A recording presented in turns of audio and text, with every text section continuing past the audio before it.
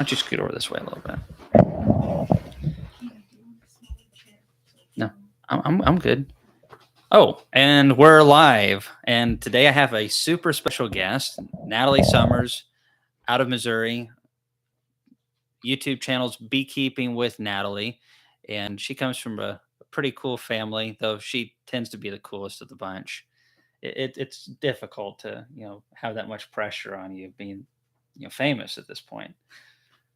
But glad that you're here. It's awesome to have you in Tennessee. We've been having a blast. Set up a queen rearing nuke. That was a lot of fun, wasn't it? Yeah. Yeah. Hope everybody's doing good today. Hey, Jason, get it, Rick, and all that. Hope you guys are doing good. We'll be taking questions today as well. And we'll also be doing some honey tasting. So I have 1, 2, 3, 4. I have 8 varieties of honey that we're going to try here in a little bit. And hopefully none of them are bad. Natalie's really particular about her honey. Um, you are, maybe? Sure. Sure. I am. I'm a honey snob. Cheers from SF. All right. Taking questions yet. Yeah. Hey, Don Summers. I haven't seen you in a minute. Yeah, it should be fun. Natalie, she doesn't talk near as much as I do, but she does think a lot more. So kind of that's probably better. So, Natalie, how old are you? A lot of people want to know. I'm 14. How old are you? I don't know. I can't remember half the time. I told someone the other day I was 32 going on 33. And then I walked away, and then that conversation got brought up, and Laurel's like, you're 33 going on 34. And no, I did not know. I didn't want to know. But yeah, so 14, I didn't get into beekeeping until I was just about 15. And you're already driving forklifts around, grafting queens, making splits, doing all this bee stuff. Are you going to just make me look like pathetic? Are you trying to beat all my records or something? Yeah, that's the plan. It's beat all my records. All right, that's all right. The records are meant to be broken. And hey, everybody, good to see you. Hey, Jed. Jed actually just sent me a picture of the motors that he's getting from New York. They're really cool. I'm anxious to see one of those extractors. Yeah, Natalie is a superstar in the bee world for sure. She doesn't think that she is, but we won't let her think otherwise. Tracy says, don't let him give you grief. You'll be taller than him soon. Hey, Tracy, whose side are you on? I tell you. Now, I will say, being taller than me is not a great achievement. I mean, if she ends up being taller than me, that's still not tall, okay? All right, so all over the place. Gulf Shores. Starlight's work. I don't know. Jed was 12 when he got into bees. I don't know what happened to him. He didn't turn out. All right, so we got a lot of people coming on, and I wanted to talk a little bit about our season really quick. So Natalie was out helping me in the bee yard today, and the nectar was coming in. We were shaking some frames, and there was nectar pouring out, and the bees were just awesome. It's a wonderful time of the year here. Sumac looks like it'll start up soon. Clover's going. Hopefully basswood will be good. Privet is also hitting right now. That's probably the biggest contributor to the nectar, I would say, in this area. What kind of nectars are you seeing right now, Natalie? Our blackberry is just now starting, and then I just forgot the name of it. Black locust. Black locust. Black locust. So that's what a lot of this honey is right here, and you can just see how light that is. This is made by my friend Jeremy Lindsay, and right outside of Sevierville. So where we have the conference, and it's really a light honey. So we're going to try this out a little bit and see what you think of black locust honey. All of my honey, I just mix it in together at the end of the year. Do you guys try to separate any honeys out? A little bit, yeah. Like this year we'll separate it.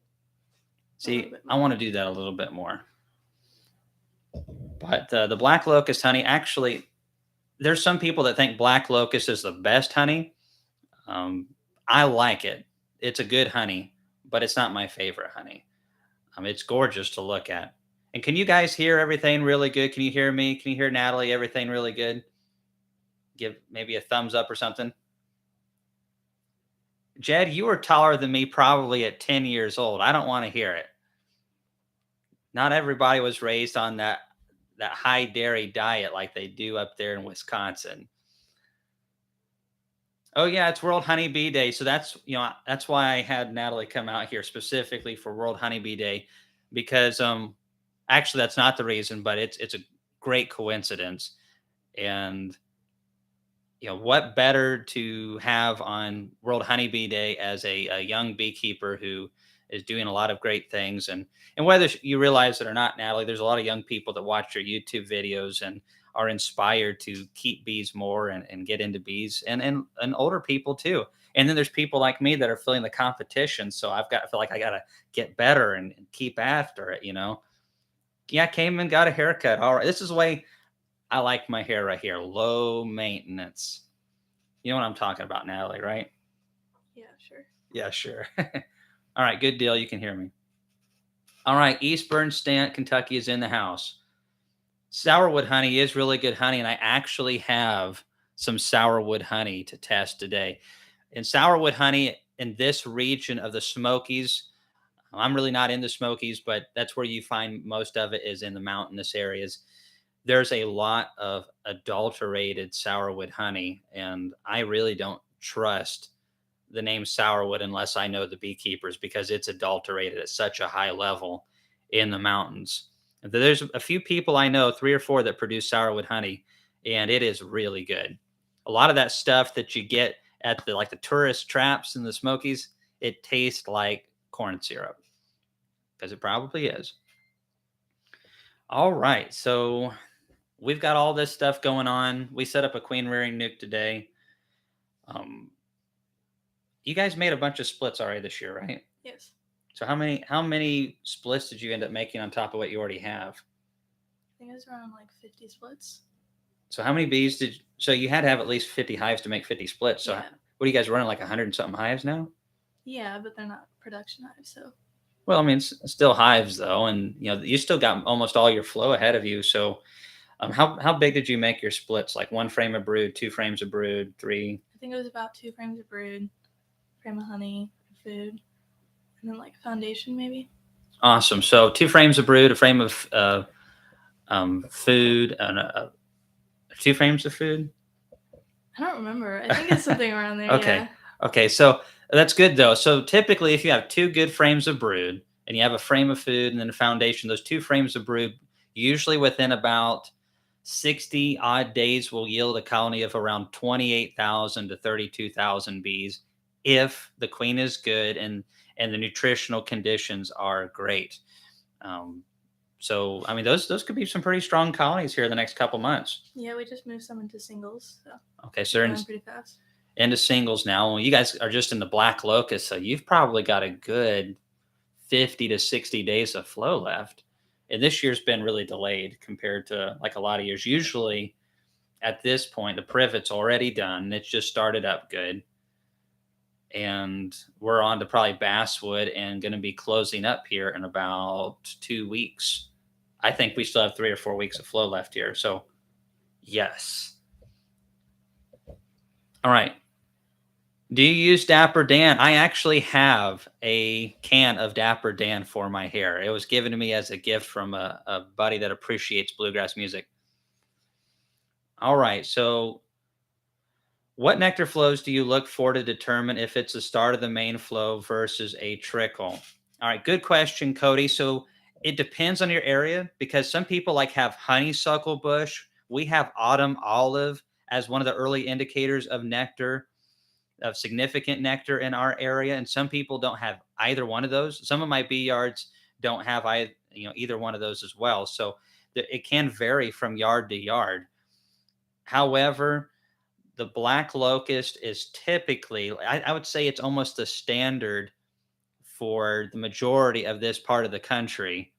like the eastern and central areas, northern and parts of the south, black locust is considered, if it doesn't get frostbite, the beginning nectar flow.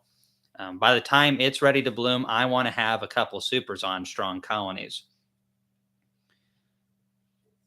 Kamon's hogging the camera. Laurel, I can scoot over a little bit. Natalie, scoot over a little bit more. Let's see. But yeah, that's an early indicator for us as black locust. I mean, that's pretty much your earliest flow too. Mm-hmm. Most of this area is black locust.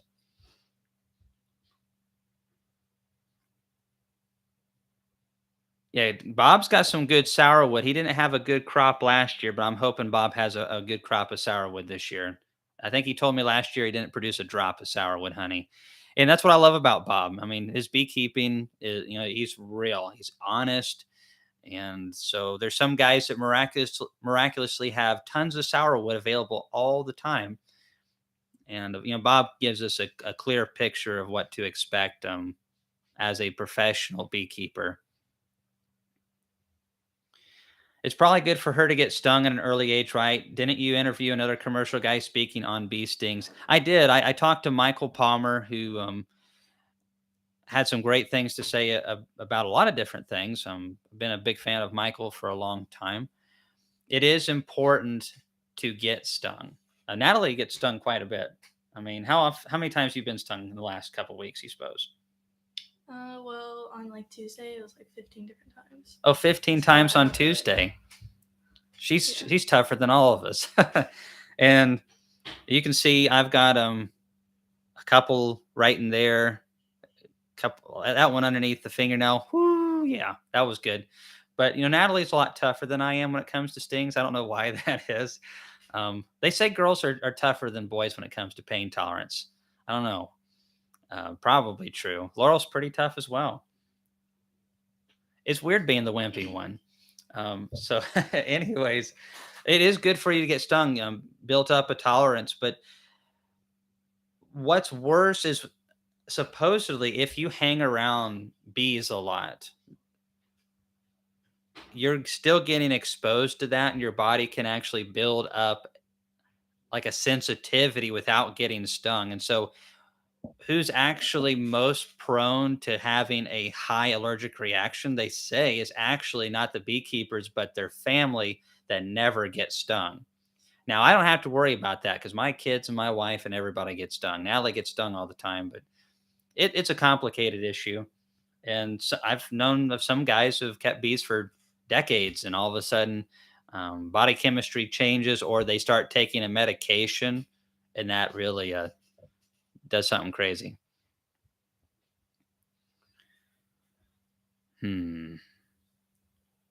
All right, lots of questions. Ian's in the house. All right. So Ian says, "What is going on? Hey, Natalie, are you going to Hive Life?" Unfortunately, I am going to Hive Life, even though there's going to be like what 1,500. 1,500. There might not be that many. It could be 1,800 though. You're not supposed to say that, but okay. Yeah, I'll be there. I hope that's the plan. I don't know. That's the Something plan. might come up. Something may come up. What's more important than the Hive Life conference? I don't know. You don't know. You'll find something. Yeah. Natalie may even put on her own conference one day just so she doesn't have to go. No, she says unfortunately, but she's really looking forward to meeting you, Ian. I know she's a huge fan, right? Sure. She says, sure, she's a big fan of yours. Well, that's more than what she says about, Bob or me. So that's something. Blackberry is starting here in about a week or two. Blackberry is a great flow here in Tennessee. Yeah. So this question, what's the most times Natalie has been stung in one day? So was that 15, about as many? Yeah. Well, I don't know. What were you doing when you got stung 15 times? Different stuff. I was adding supers. Well, one of them I had open for a while because I was filming a video. Filming videos. And I had to come back and yeah. Yeah. Filming videos will get you stung quite a bit because sometimes you go for 5-8 minutes and you realize, oh, we forgot to turn the camera on or something like that. And then you got to retake it. And then you're 4 minutes into another thing and then you missed a point. And then by the time you're done, you're into the hive for 25 minutes. Yeah. And the bees are like, you know what? We're going to encourage this beekeeper to figure this out. And it can get a little tedious, but it's character building. Sure. It hasn't hurt NATALEE at all. I mean, look at her. What? Okay. I don't know. This is where you're supposed to pick on me. Is there some mountain laurel in this tasting? Thomas, NATALEE is still a minor. We can't have mountain laurel honey tasting. And Laurel won't let me have any either. And honestly, I don't even know where I would get it.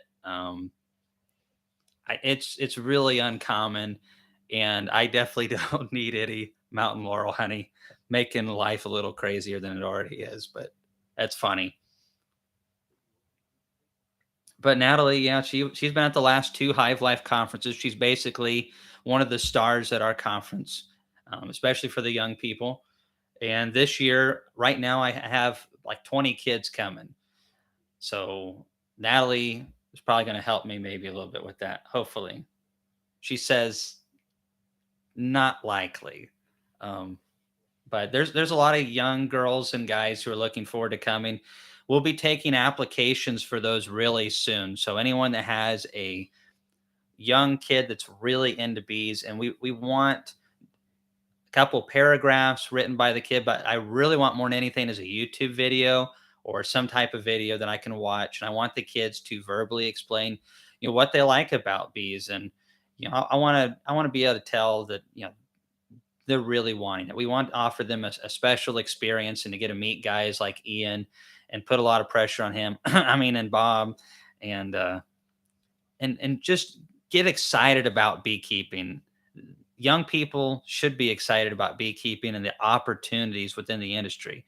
There is opportunities, and they should know about them. So we want them to come and be creative and realize that there is a community of people that really do like them and want to see them succeed, and encourage them and give them the information. So NATALEE's a prime example of a young person who likes bees and is doing really good with it, especially considering she's only 14. It's hard to remember sometimes that you're only 14, because most 14-year-olds, they can't do anything. So don't let that go to your head. Okay. I'm not one to talk much on that. I'm bad about it.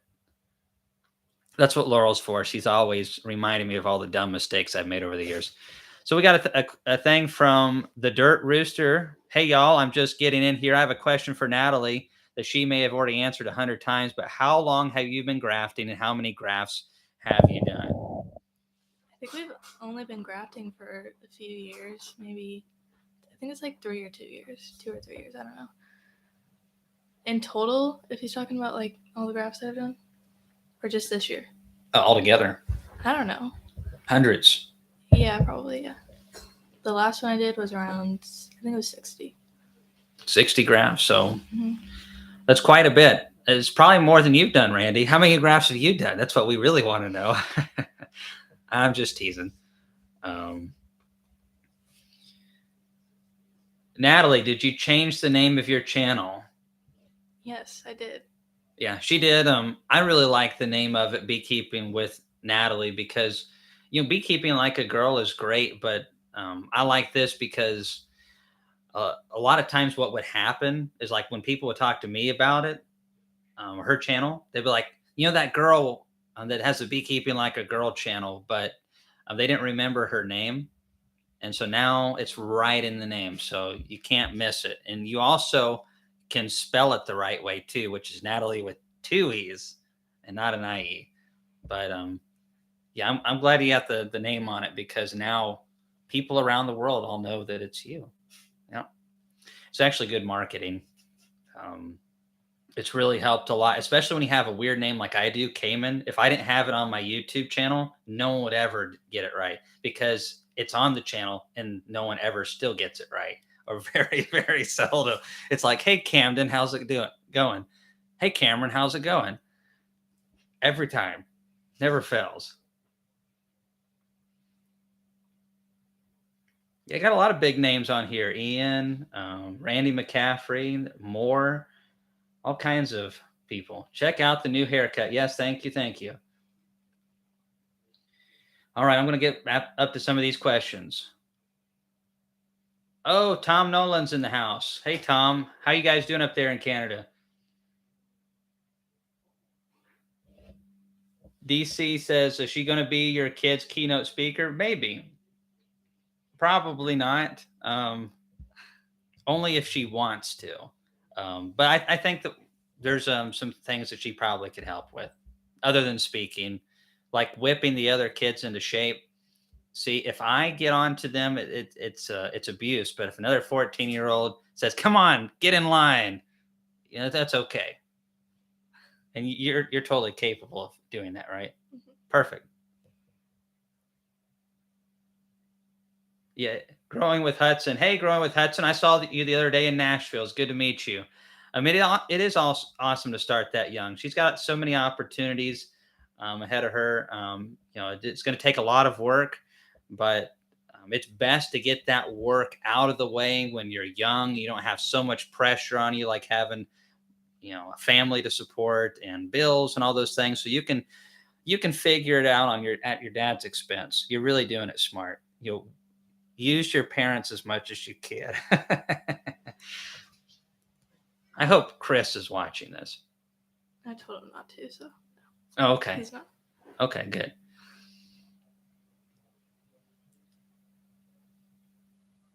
Ian, it's snowing up there? Seriously, that's got to be a joke at this point. Oh, no, Ian says it is snowing up there today. Do you want to move to Canada, Natalie? I like the snow, so. I know, but you want it for like 7 or 8 months out of the No. year? It's like, let it snow, no more. It's 90 degrees Fahrenheit here, so we were sweating today.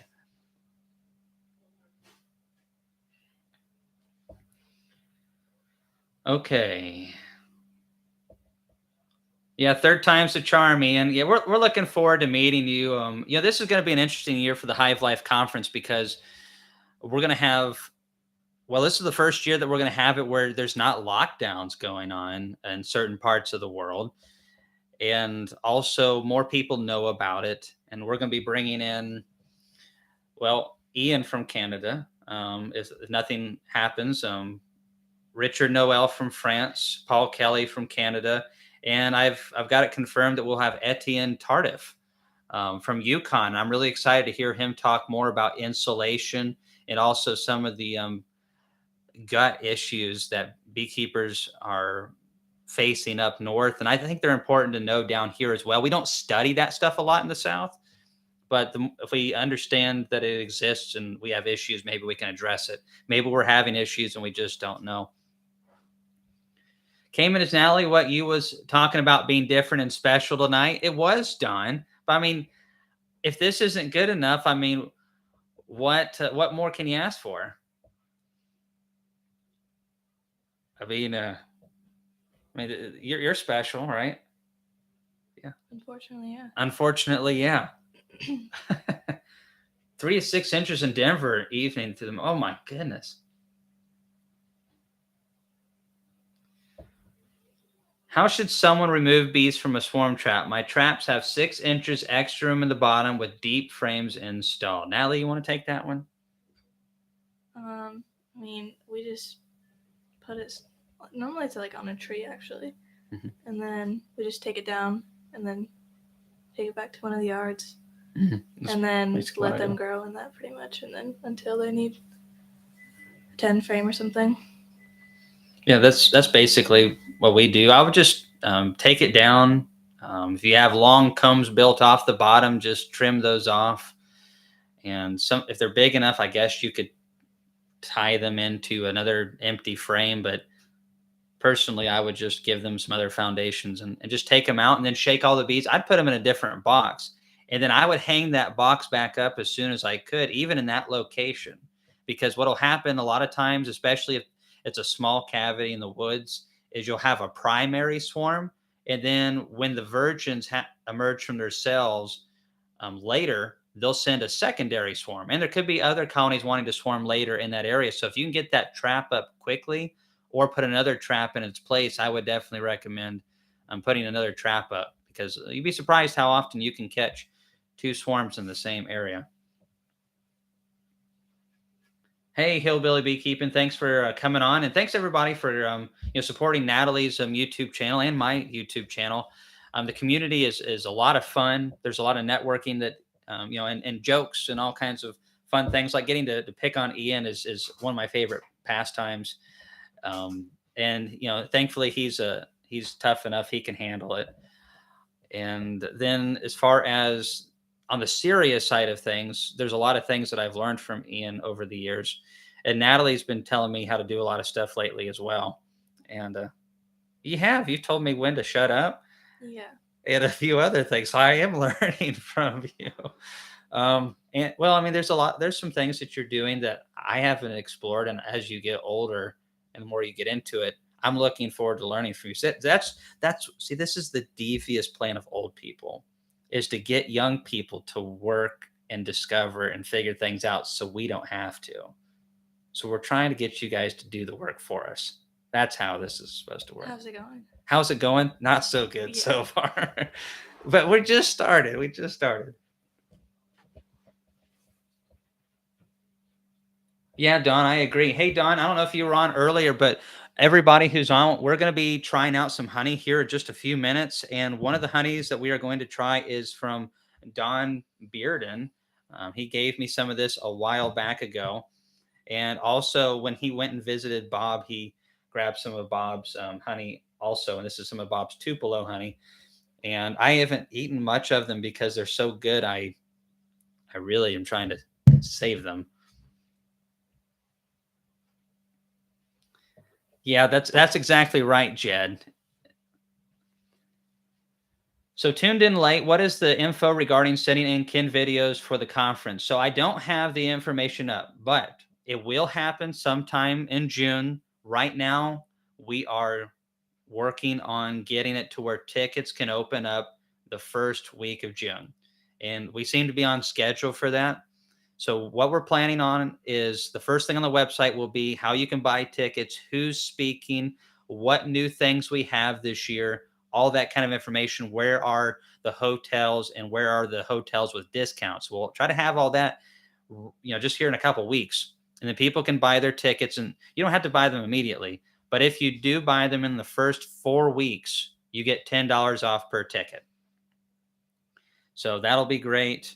And we will give more information on that. Then when we're done with that, our next step is working on the kid program and then the vendors and all those things. The main thing we want from the kids is whatever it is. If you want to send in a YouTube video is preferred, but if you want to also send in an email or a written page or whatever, or pictures, whatever. I mean, but I personally would love the video the most because I want to hear from the kids themselves. I imagine, based on what feedback that I've gotten, we're going to have 75 to 100 kids probably enroll for this. And I only have right now 20 full rides. I think by the time of the conference, we'll have some more than that. Could be 30, but still, I'm going to have to, go through these things. And it's going to be a hard thing to do. But we'll see. I'm working on trying to get some more donations for that kind of stuff. But anyways, I was talking to a young girl I was doing a Zoom meeting with Northeast Arkansas, and they had a 16-year-old girl named Naomi come up and talk to me and kind of put me in the spot. Not she didn't, but they did, about her coming. So it's exciting to see young people that love beekeeping. And Natalie, a lot of them watch your videos, I'm sure. No pressure.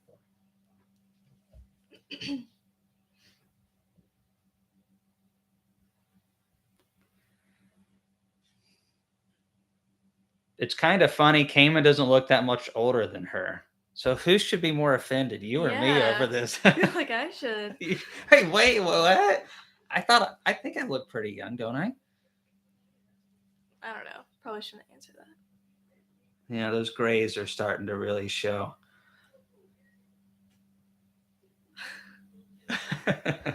Yeah.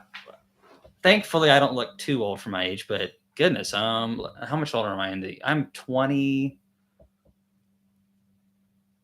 almost 20 years older than you. That's hard to believe. So Huh? You just act mature for your age. Thanks. Well, the Bible says that even a fool will be perceived wise if they remain silent. So maybe that's what you got going for you. But I don't think so. She's doing too many good things with bees for that to be the case. You look like a grain 12-year-old came in. What?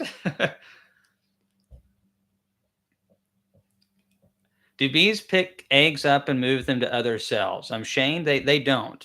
There's been some debate over that over the years, but I have never seen that to be the case or any proof of that. Um, I don't think they do, and no one I know that I think knows a lot about bees thinks they do either. Few people still say that they do, but I don't think they move those eggs at all. They'll cannibalize those eggs if they're running out of nutrition, but that's about it.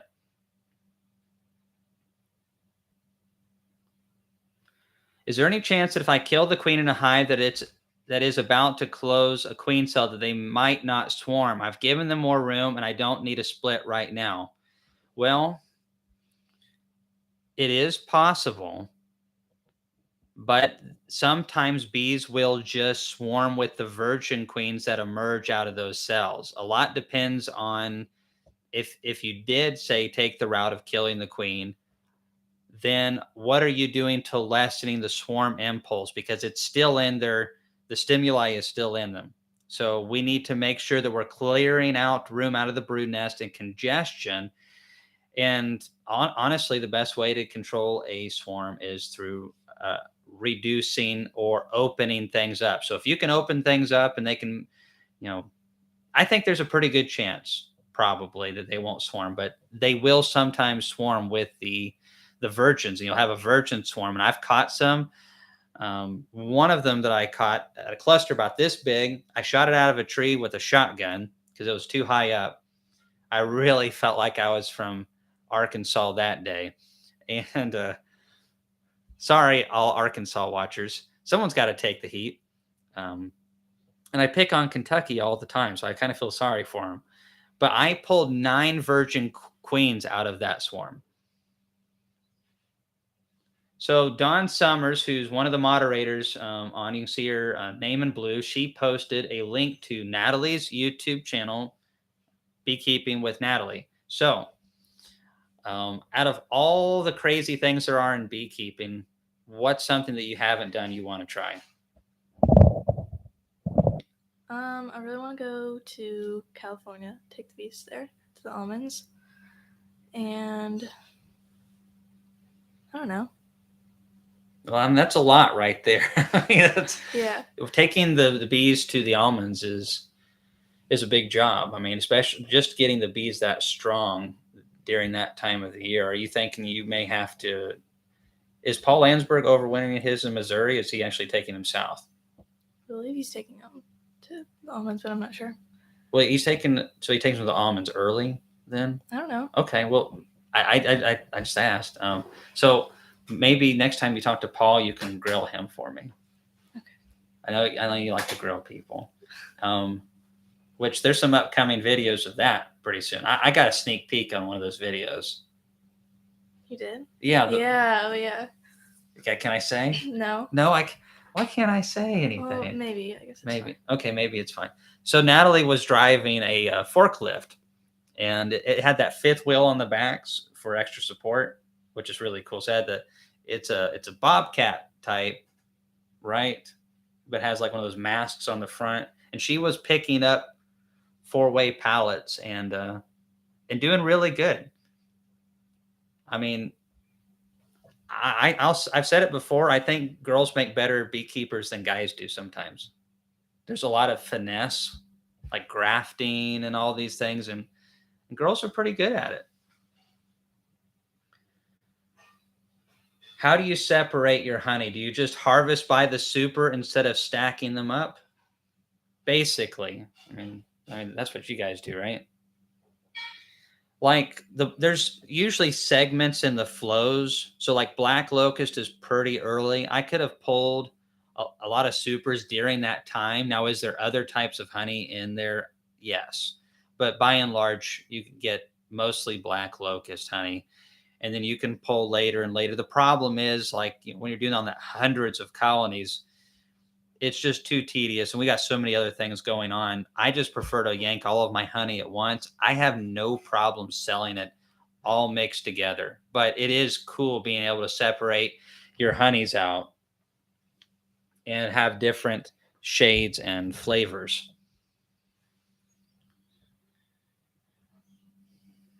Okay. Do you have any grafting tips, Natalie? I don't know. There's like small things that I do. I mean, if you flip the frame over where it's upside down, that can help a little bit because the cells are slanted downwards a little bit. I don't know.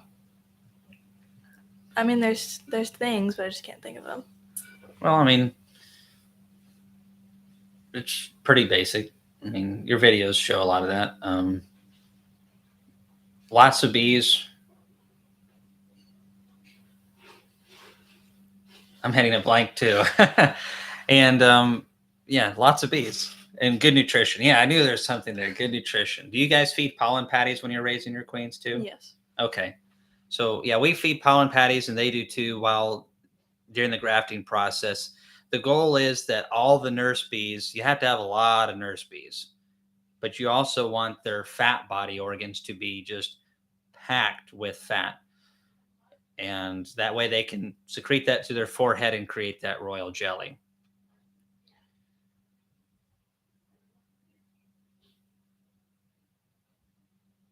Don K says, does Yukon have an extensive apiary? I have no clue about that. Maybe somebody else knows about that.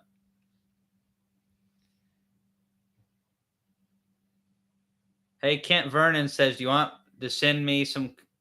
Do you want me to send you some canola pea honey from up here? So what's the difference between canola pea honey and regular canola, or is it just some different terminology? And yeah, I would be interested in trying some canola honey. I've actually never had mostly canola honey. I've had some with just a little bit mixed in, but most of it was not canola, from what the guy told me. So yeah, I would love to try some of that stuff. Ian says he was going to send me some a while back, but I think he's concerned that I'll do a review on his poor quality honey and it might lower the prices or something. Ian's probably not even on here. I hope Ian's weather just straightens out and it's a great canola flow. It's been awful for him.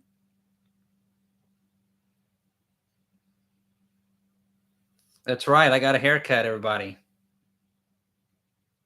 All right, so let's finish this. Okay, who's taller, Natalie or Kamon? It's the same. It is not. It is not the same. Do we need to do this right now in front of all these people? Yeah. Are you serious? All right. They won't be able to tell if we're doing tippy toes or anything like that, though. So, you got shoes on, you little cheat. No, they're not that much taller. They're not that much taller. No. I'm still taller than you. Actually, it kind of does look like it. Maybe it's just the angle. Well, you just straighten out a little bit. That's pretty close. She has sneakers on. They're not that tallest sneakers, though. I by the next Hive Life conference, she may be taller than me. But that's okay. I'm fine with that. Like 90% of the people I deal with are taller than me, so I can handle it.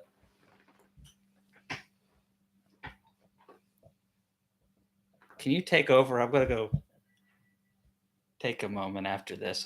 My feelings have been hurt. Okay, I'm sure they have. Oh, goodness. I picked up 4 swarms from the same tree in about 6 weeks and nothing in the past month.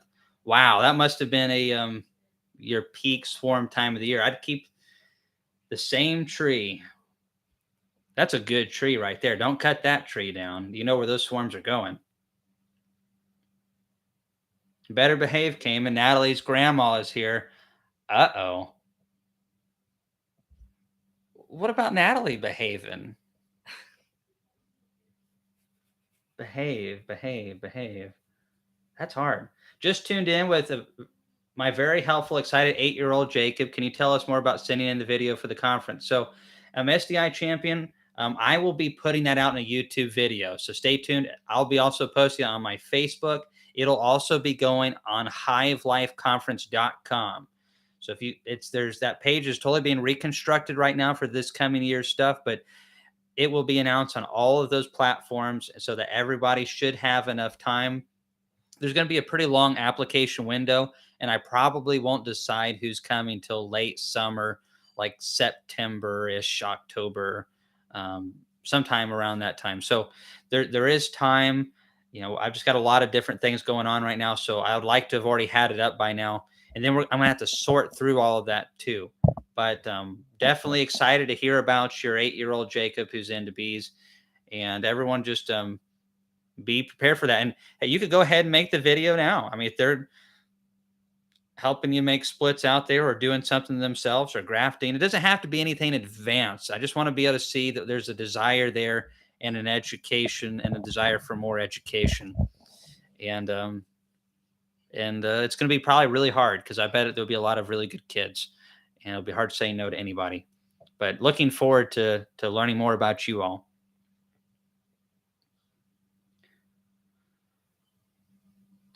All right, going down to the bottom of the list.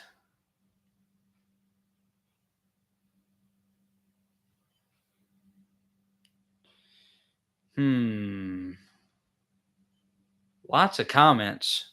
Not a lot of questions. Does it make a difference if we over or under super?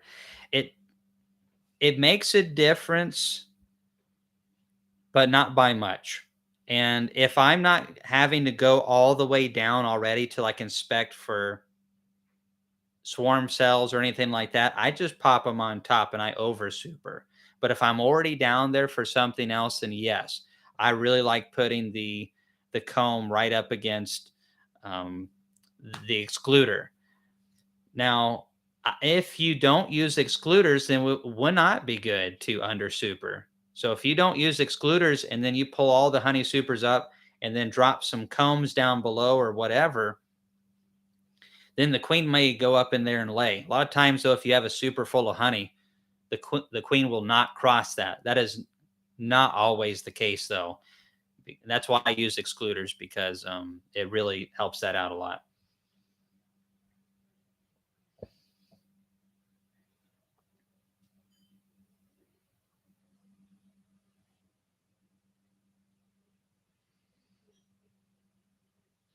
Looking to requeen all of my colonies, which is around 40. I have grafted cells, but should I set up mating nukes to get them mated, then combine? What do you recommend, Kamon? Great question, Sweet Harlan honeybees. And hey, I love that thumbnail picture with the Hive Life step and repeat board behind you. So as far as what I like to do, there's a couple different ways I'll deal with cells. You can make mating nukes and literally take like one good frame of brood with the bees on it and then shake another good frame or so of bees and give them either comb or foundation and feed them. And then you give them that ripe cell. Or what you can do is, if you have double screen boards, is you can just make it up on top of the colony that you're making the split from. And let's say you have a bad queen in some of those 40 colonies, and you're like, I know I want this queen gone now. She's a terrible performer. Go down there and get rid of her and drop a cell below, and then take that double screen board or take your split elsewhere and then put one there.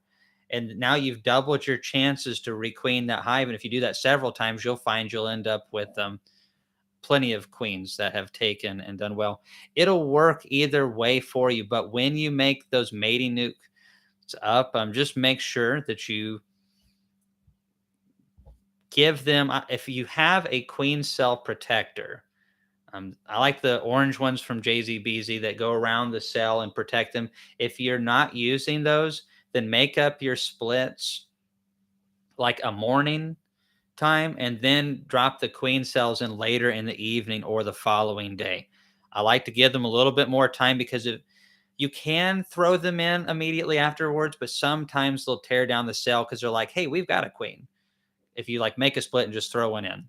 There's a lot of debate on this. I like to give my splits a little bit of time before I drop the cells in. But if I have the queen cell protectors, you can make the split and drop it in immediately. But as far as what I prefer to use, I mean, Natalie, you use probably mostly mating nukes for yours, right? I wasn't really listening, so. You weren't listening. Okay, that's good. That's all right. So as far as like mating nukes go, like if you have queen cells, they're wanting to requeen 40 of their colonies. How would you do that? You don't really want to go in there and just like kill the queens and drop the cells. You could do that, like drop cells and then make like double splits. You have 80 hives, have 80 cells and drop them. And if only 50% come back, then you're in good shape still. But what happens if 70 of them come back? Now what do? You have more bees. Oh yeah. So we kind of answered your question. I was leaving that one up to Natalie to kind of like totally give you like words of wisdom. Kamon is tall on the inside. Thank you, Randy. Finally, somebody says it. And it happens to be probably the tallest man in this group.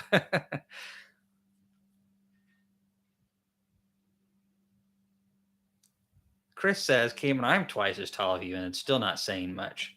Ha, ha, ha. Okay, Chris, next time we see each other, I'm not buying you dinner. I was thinking about it, but not this time. I have my swarm traps out, not actually a beekeeper yet, but learning. Thank you for the great videos. Would you suggest traditional or horizontal hives?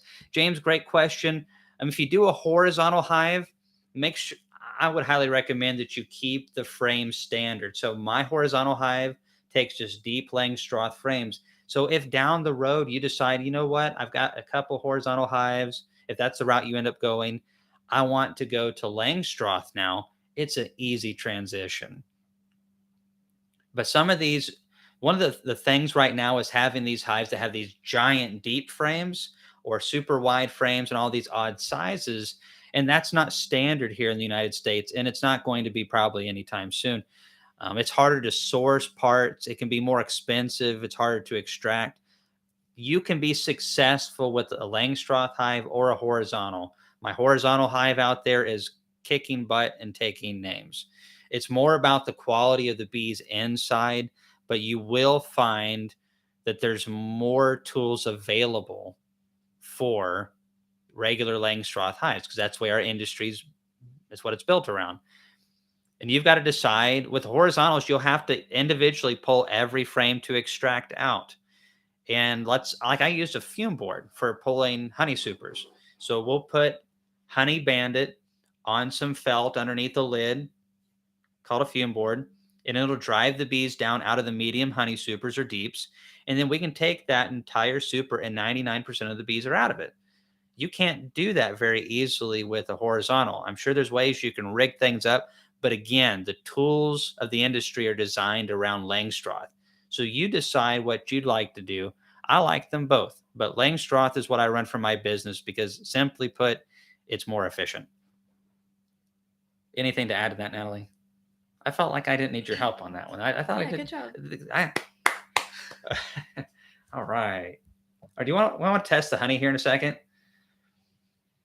Hey, Vanderpool Farms, appreciate you coming on and supporting us yet again and for asking folks to smash the like button. Definitely, everybody, go to Natalee's channel if you would. It's Beekeeping with Natalie. She's based in northern Missouri, so she's probably a few weeks behind our season.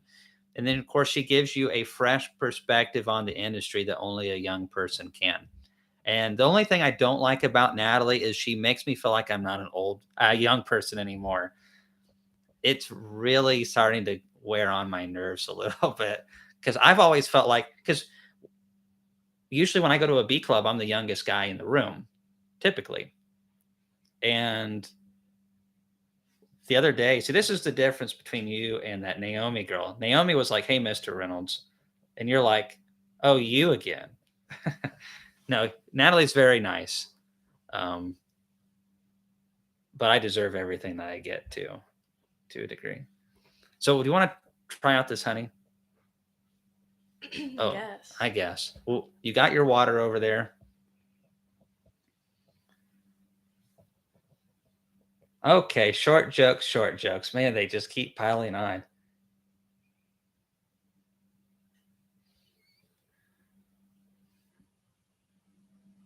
Does comb that has not had brood raised in it do better for storage? I'm worried about how to store the darker comb I have for winter.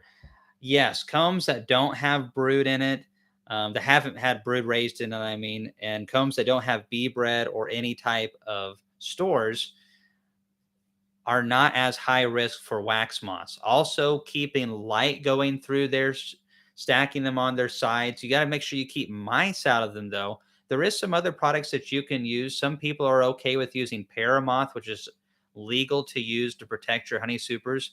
There's also another product out there that is called Surtan. Comes in a bottle. It's a type of BT bacteria, and you spray it in your supers. And so if a wax moth gets in there and lays an egg, it actually will kill the egg or any larvae and attack them. I'm not quite certain how that works fully, but did you get that? Kind of. Kind of. Okay. It wasn't that great. Moving on to another bad joke. All right, let's try some honey. So some of you guys may even find that your honey is getting taste tested on this live chat. So no offense, Natalie promised that she would be brutally honest about what she liked and what she hated. Right? I didn't promise anything, but Didn't promise anything. All right, so where do we want to start? What's a type of honey that you would like to try first? Sourwood, Chiave, all kinds of stuff. You don't care. No. Well, I care. Then you pick. Then I pick. So what we have today is we have some sourwood coming from North Carolina. This is from Brian Fisher's apiaries. I have some black locust. I have some white Chiave honey. So this comes from the Big Island of Hawaii. Look how white that honey is right there. And it naturally creams finer than just about any other type of honey I've ever seen. Doesn't have much of a smell to it, though. And then I have some others over here as well. I've got some of Gus Mitchell honeys, and I got some surprise honey. So, Natalie, why don't you take care of yours, and I'll take care of mine. And let's start with the we're going to start with the Chiave honey from the Big Island. This stuff is not cheap. I said it's not cheap. Don't get too much. I'm just look how much you got compared to mine. Well, I'm bigger than you. All right, so you don't have to eat all of it. This is going to be a good bit of honey.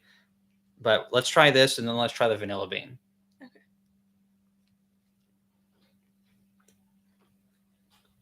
It's sweet to me, but it doesn't have a lot of flavor. Or what do you think? It's fine. Tastes like honey. Tastes like honey. Mm-hmm. Help me. Okay. Moving onward. What? It's good. It's good. Yes. But I mean, does that to you, compared to your Hitch Hive honey? Well, our honey's the best. Your honey's the best. Mm-hmm. Well, I mean, I knew that. Well, that it was the best for, you guys anyways. My honey happens to be the best. Do we want more spoons? Yeah, probably. Let's just have some more spoons. And did they bring any of their honey? Ask Dawn. All right, so we're set up right here. All right, let's try some vanilla bean. Now, did you try some of this earlier? No. No, you didn't. You told me not to. Oh yeah, I told you not to. You're so I do nice. listen. You do listen. A teenager that listens, folks. Can I have a round of applause? Okay. You're so awkward. So awkward. Yeah. That's actually my middle name.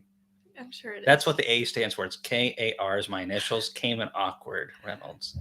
All right, so you can see this is some Chiave that's been infused with vanilla bean that is grown on the Big Island. Hey, look at all the claps right there. Wow. People really like you. All right, there's your spoon. And do you want to try this with bread or without? I don't care. Let's try this one without. Okay. I got a bunch. I went for it. What do you think of that?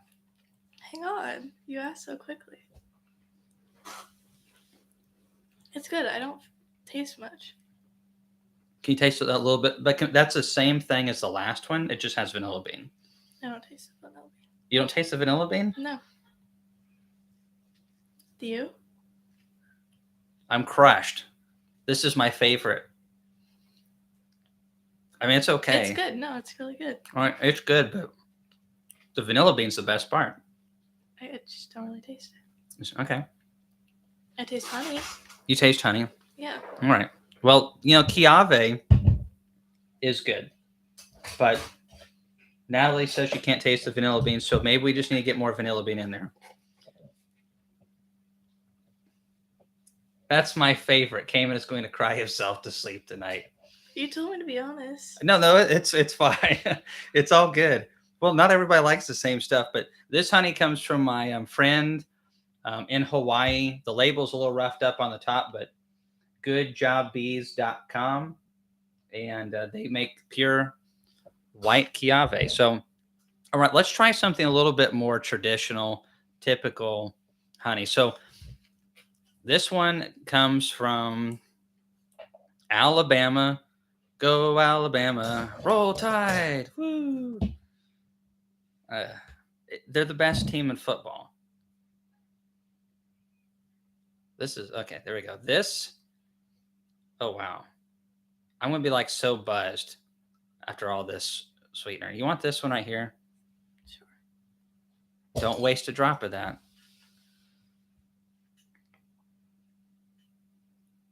This is not what I imagined doing this weekend, but it's good.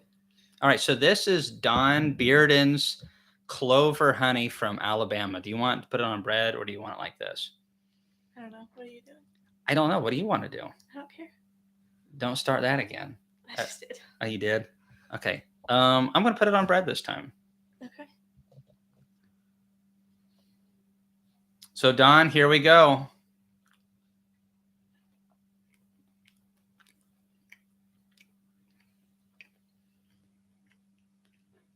What do you think? It's good. Compared to the other ones, what's your favorite so far? I don't know. Maybe this one. Okay. Chiave plain ranked number 1 so far. I really can tell that this is clover honey from Don, and it is really good. I like the Chiave a good bit, especially the vanilla bean. But if I'm wanting a biscuit, I don't want Chiave on it. I want American Southern honey like this. This is like biscuit honey to me. And it could be put on a lot of other things too, but it's like that traditional honey flavor coming out of that one. Now, this one is from Bob Benny. This is Tupelo. Jonathan Bennett, if I would have made biscuits for the taste testing, Natalie would have walked up and left at this point. And maybe would have had to gone to the dentist.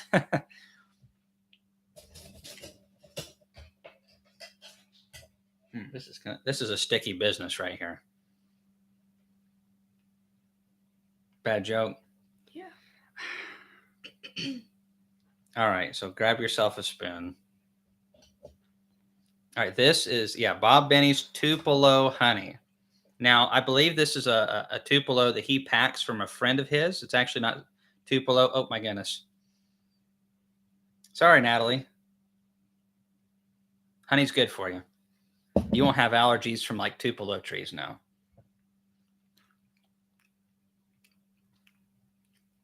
What do you think about that? That one's good, yeah. Isn't that kind of weird? As far as like that one's really strong. Unique.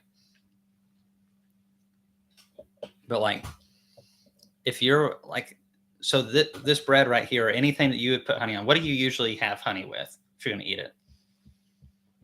I don't eat honey that much. Probably bread, peanut butter, and then honey. Yeah, bread, peanut butter, then honey. Well, that's all right. So, I mean, that Tupelo to me is really good. I really like that. Tupelo is considered one of the more prime honeys in the country. It does not want to crystallize. And I've had this for over a year. But then again, Don's clover honey has not crystallized either. I had never tried Tupelo until that point, and that is really good honey. Let's try some. This is a goldenrod honey from my buddy Gus Mitchell. He's got a YouTube channel as well down in the Delta area of Memphis on the Mississippi. Ooh, smell that one. Yeah. All right. Take all you want. Take all you want. Or don't take very much. And if you'd rather have it on bread, that's fine too. It's whatever you want. All right, Gus. Natalie's really excited about this one. She's this one, expectations are really high.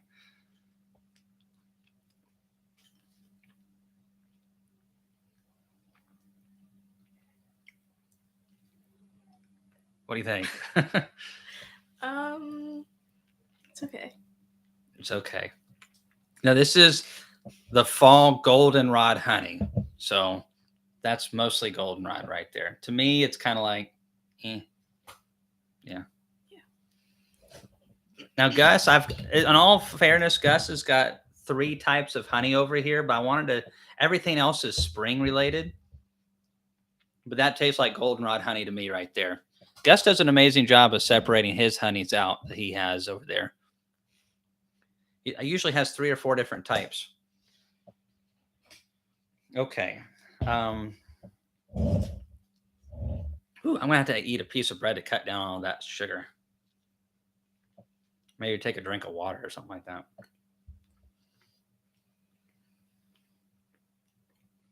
Yeah, that Tupelo honey of Bob's is really, really good.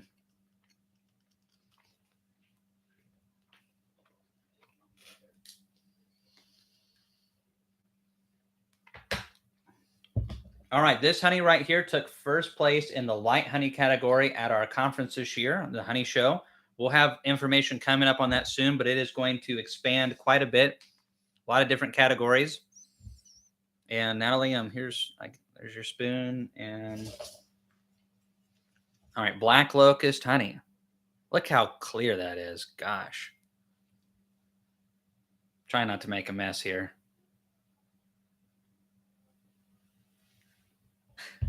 All right, that is so clear. Look at that.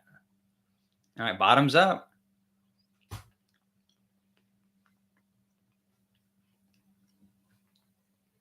It's good. I don't know what you want me to say. Well, see, to be a honey snob, you have to create things.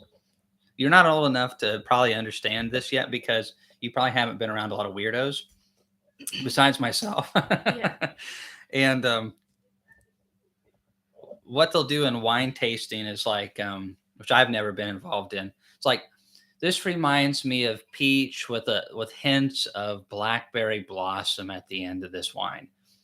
And then if you actually have the guts to try that wine and you can actually get it down without choking, you realize that they're really full of bee poop. That's what you're supposed to do with this, though. You're like, yes, I can get floral reminiscence of, whatever. Use big words, $20 words. Okay. But seriously, like if you had to eat one of these honeys for the rest of your life, what do you think on that black locust right there? It's good. It's good. Fantastic. So far we have determined absolutely nothing. All honey is good. That's what Natalie's saying. That's the message. You're so wise for your age. I didn't say that all honey was good, but You didn't say all honey is good? no, there's a certain one that's not good. I don't remember which one it is. All right. So we have 2 more to go, and one of them is really near and dear to my heart. Hey, Natalie's not wrong, though. I have literally on this shelf these shelves, about 15 other types of honey. And I've yet to have one that I thought, man, I'll never try that again. Some of them are preferred over others, but so far, so good. All right. A little bit of sourwood here. This is expensive stuff. It's not that expensive, okay. Natalie. Okay.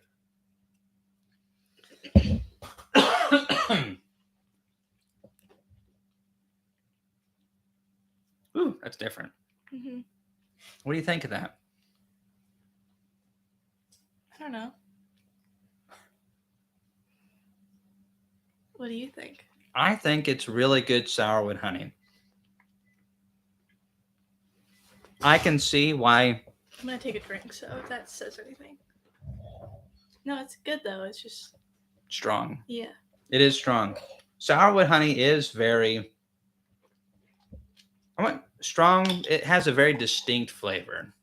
See how you got to say the answers politically? Yeah. Like that. It's got a very distinct flavor. But no, it is it seems like people either love it or they're like, nah, not that one for me. All right, this is a jar of honey that I bottled in my operation back in 2017, and it has not crystallized yet. I have not opened it since then. This is vintage. Well, it's wannabe vintage anyways. Okay, so this one I can be like really honest. It's yours. What do you mean you can be really honest because it's mine? This is the best honey you've ever tried, and I know that. Look at the coloration. The texture, It's a little runny. how it refracts the light. I mean, it's just gorgeous. The coloration is just, and that's like Pooh Bear honey right there. I haven't tried this since 2017. This is special. I remember it being really, really good.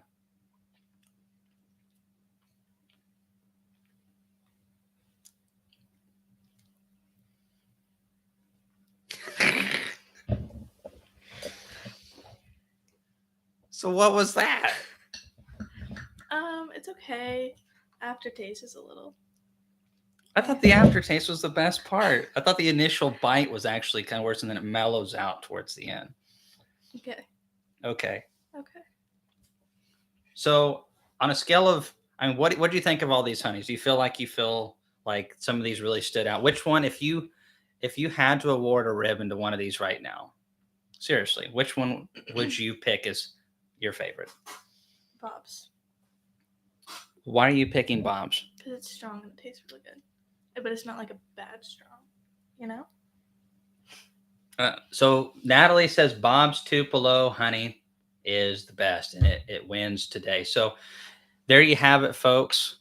Bob Benny always getting all the love from the ladies. I don't understand why everyone loves Bob so much. No, I do understand. Bob's awesome. So Bob, I know you don't watch these lives, but if you ever watch one, you have won the imaginary blue ribbon tonight. Congratulations, Bob Benny. All right, so Harry Vanderpool says, Kamon, if you ever tasted meadow foam honey, just moved our last load of bees in and hoping to make some meadow foam honey this year.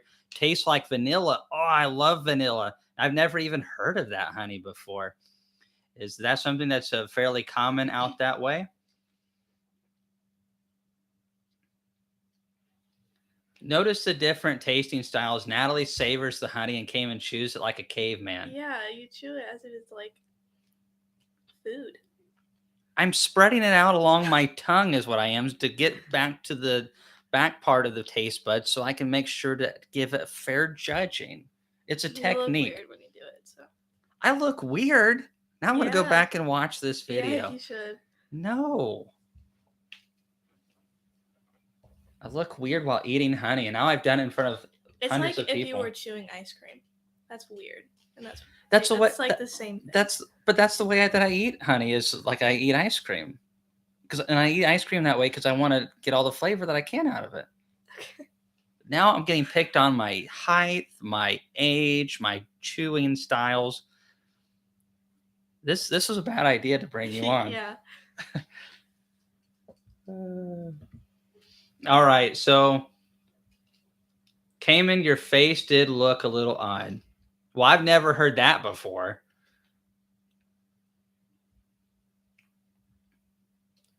Steve says you have to pay her more to hang out with you and to act like she's having a good time. Mangrove honey here tastes like butterscotch. Interesting. Yeah, Sports Coop says, Merry World Bee Day. So yeah, today is World Bee Day and all that. I've never had mint honey before. So I guess I eat really weird. So we've all learned something today. I'm glad we can walk away saying we know something now. I will never be able to eat honey the same way again. Down south barbecue. Next time you and your family comes down to the beach, I can let you know where the locals eat shrimp off the boat. Blue crabs are unbeatable. Hey, that sounds like I love that. Now, one thing that I've got to say is like a buddy of mine in Jamestown, excuse me, produces Tupelo poplar honey, and it is really strong. It's like a amber color. It's kind of a little bit lighter than that, but it's not my favorite on biscuits and things like that. But it makes the best barbecue sauce, honey barbecue sauce. It is amazing. So different honeys do different things better, and some people like all kinds of different honeys. Hey, Sierra Mojo, thanks for coming on. Do I need to stop eating? Here, Natalie. No, it's fine. No. No. You take over. I'm gonna go eat my bread in the corner over there. Okay. Okay.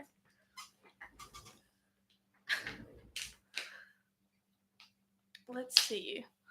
It's exactly what you would have said. Let's see. You're so cruel to me. You better come back before it gets too awkward. You could take over. I'm still eating though.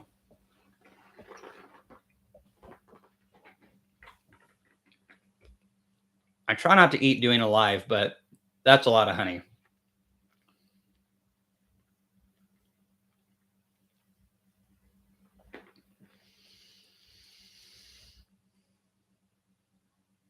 That's right. See, Jam's Farm gets it. That's what you want in a tasting. You want to coat all of the taste buds. See, I'm trying to do my job appropriately. I'm doing my best. I'm not a professional, but I'm trying. Yeah, Don's really hurt that you didn't pick his honey as first place. You picked Bob's over Don's. I'm really kind of hurt for Don. You told me to be honest. Told you to be honest. Well, I It's do second appreciate it. best. Second There you best. go. Well, Don, you did give me that honey from Bob. So I mean, you're kind of like Bob didn't enter it in, you kind of sent it in. So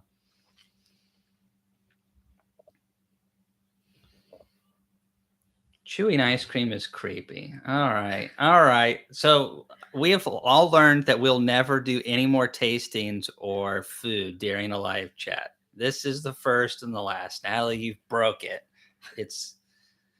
We're never doing it again. All right. Funny times. Now, getting on to some questions. I think you said mangrove honey tastes like butterscotch. G Brown 888. Yeah, so honey on vanilla ice cream is awesome. So I have a recipe. Well, I say I do. Laurel has a recipe for some honey ice cream. It's only sweetened with honey. It is really good. Of course, it depends on your type of honey.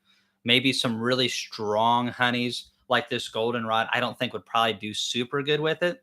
But some of these lighter ones like the Tupelo and Yadon's clover and the Chiave would make wonderful ice cream honey. The problem is, I think a sucker like this costs about $30. So that's some expensive ice cream right there. You better savor that and chew that ice cream like I do. Chew that. Yeah. Hey, Pierce Beekeeping. Good to see you on today. We actually we're messing with your tank today. That tank of yours for beekeepers. Natalie is taking that home with her and her family, and they were going to be using that tank. And it's a really well built tank. I really think it's just, I don't know how long it's going to last, but I'm going to say 15 to 20 years easy. If you're going to sell honey in a store, should you have an LLC, Nuts and Bolts Beekeeping? I didn't have it when I was just doing like 50 gallons or less, but once you start doing a bunch in the stores, it's good to have it. It's always good to be a little safe, I guess. I probably should have done it earlier than I did, but I was selling honey as a teenager. I couldn't even get an LLC probably without my parents helping me. I don't even know how that would work. Natalie, you want to start an LLC? Yeah.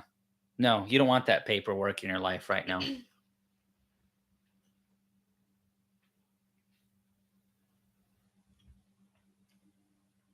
All right. We may do that, Jamie.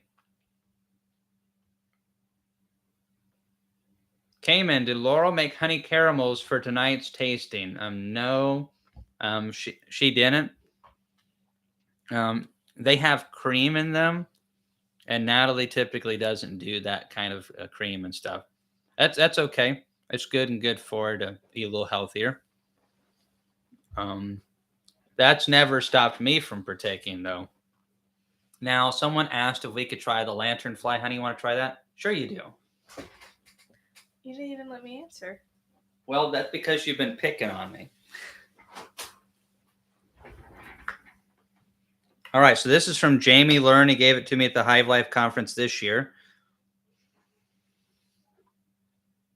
And this has some of the lanternfly. It's an invasive species that is moving in. It's mostly on the New England states, if I remember correctly.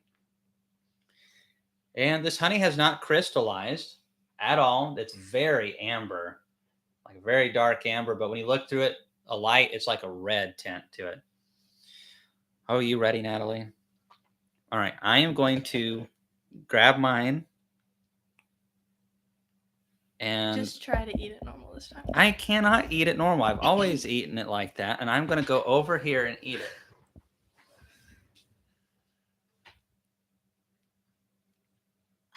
What? Nothing. See? I'm spreading it across my tongue.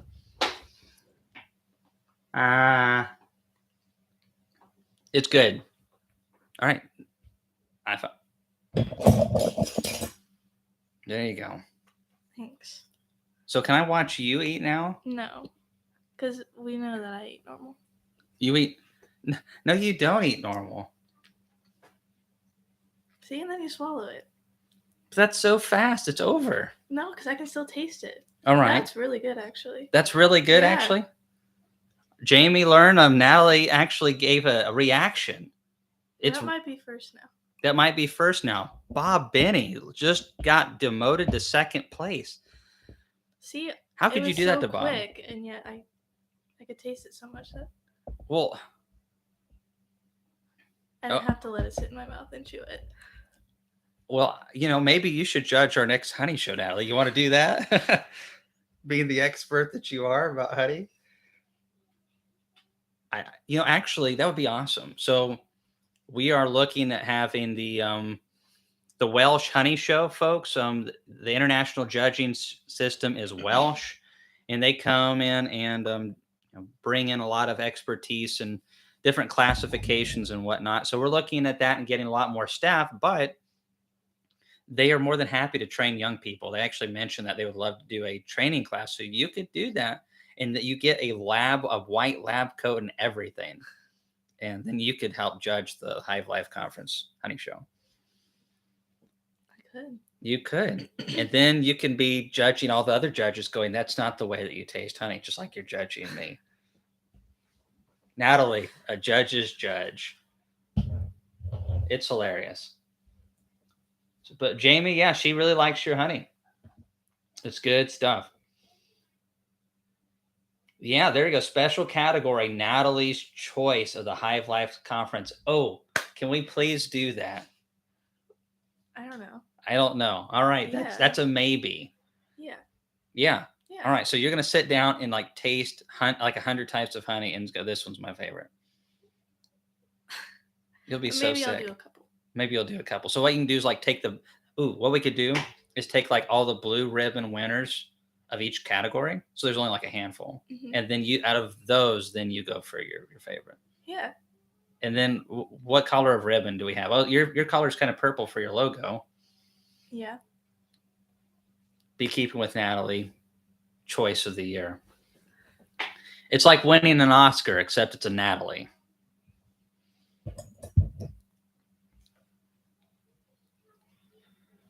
All right. If NATALEE judges, then she can't enter. Well, I don't know. Well, I'm sure we have time to figure it out. You do know that the lanternfly honey we just ate actually comes out of the south end of a northbound lanternfly, right? It's still good, isn't it? Yeah. It's still good. See, that's what is awesome about Natalie. She can handle it.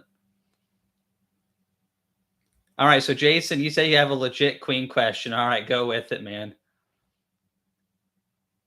Hey, Tennessee Tim, glad that you came on. All right, so dry cut wants a white lab coat. I'll work on that dry cut. Actually, yeah, time to raise the price. So lantern fly poop in it. Yeah, there's a lot of lantern fly poop in this. It who knew crap could taste this good?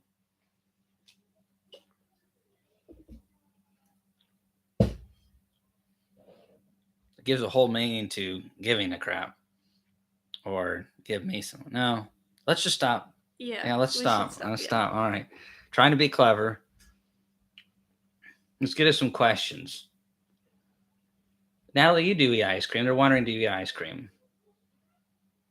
Like there's alternative types of ice cream, sure. Surely. Like not ice cream. It's kind of like turkey bacon. It's really not bacon. There's no bacon on a turkey.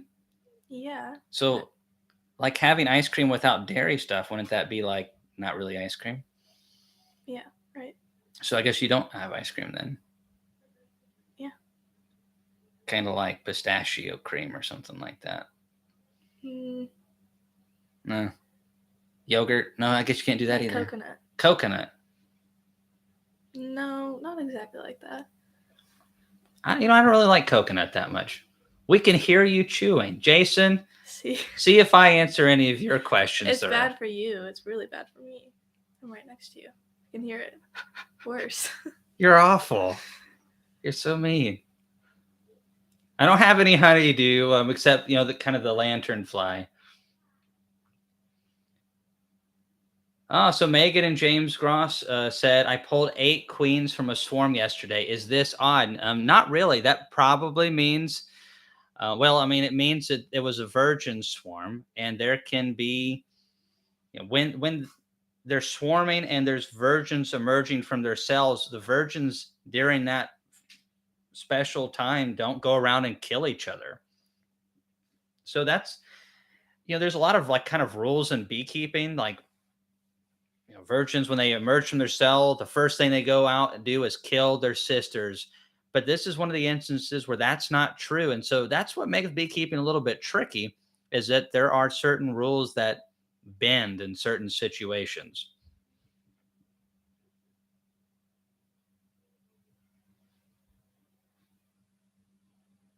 Can you recommend horizontal hives over Langstroth hives for a fairly fit person in a wheelchair? I just, yeah, I don't know. I mean, if you're fit, you got strong upper body, and you keep the hives from getting too tall, possibly you need to be able to access the brood nest and be able to not reach too far, because beekeeping, working in a lot, I can kind of strain my back a lot, and I don't know what it would be quite like, because I've never tried it, doing that out of a chair. But I don't really know. Maybe that's something where you can find somebody locally that'll let you just go out and inspect their bees with them one time, and you can kind of find out if working a Langstroth hive is working good for you. And if that's the case, then go for it. And if not, maybe look into a horizontal hive that's a little lower to the ground, or something. I really don't know. I'm hoping to have a little bit more of that kind of stuff at the conference this year, as we discover more information to help beekeepers that are having to work out of wheelchairs, or maybe just have back problems and need something to lighten up the workload. You read that one right there, Natalie? Yeah, not out loud. It's just people being so mean to me. See, you're encouraging all of my followers to just be mean. Manura says, awesome, Natalie, please let us know if you need anything else. So that's really nice. So what do you have from Pierce so far? You've got the uncapping knife. The uncapping knife. And then, what's that called? The cone? The comb cutter. Yeah. Yeah, the comb cutter. So you guys are actually picking up some frames on the way back for comb honey this year. Were you gonna have any room for that? Probably not. You just have to like pile them in the car next to you. Yep. Yeah, it's worth it. So when I was just a little bit older than you, 4 and however many years ago, let's see, my first road trip was getting bee equipment. First road trip by myself. I went up to Clarkson, Kentucky. I was just turned 19. So I had driven like locally, like a grocery store for my mom or something, but I didn't get my driver's license until a little bit later because my dad got laid off. The economy wasn't super good at that time. We thought gas was high then, and but then when all that cleared, I got my license, and I wanted to make a road trip up to Clarkson, and I got lost like 3 times. What should have been like an 8-hour trip ended up being like 10 hours. I was like going to North Kentucky and I was supposed to be going south. Anyways, I piled my mom's minivan so full of bee equipment when I hit the brakes one time. Medium supers came over the seat and beat me in the head. I mean, that car was so loaded down, you couldn't hardly fit anything else in there. It was too loaded down. That'll be like you going home.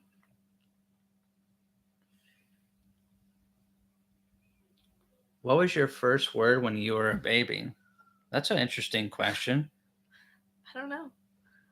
Mine was honey. Okay. Yeah, I'm sure it was. True story. My son's first word was eat. First word. Not dada, mama, or any of those things. Eat. He was eating solid food at an extremely young age. He was eating like chicken by 5 months. He would scream until you gave it to him. He's a weird kid. I don't know why he's so weird.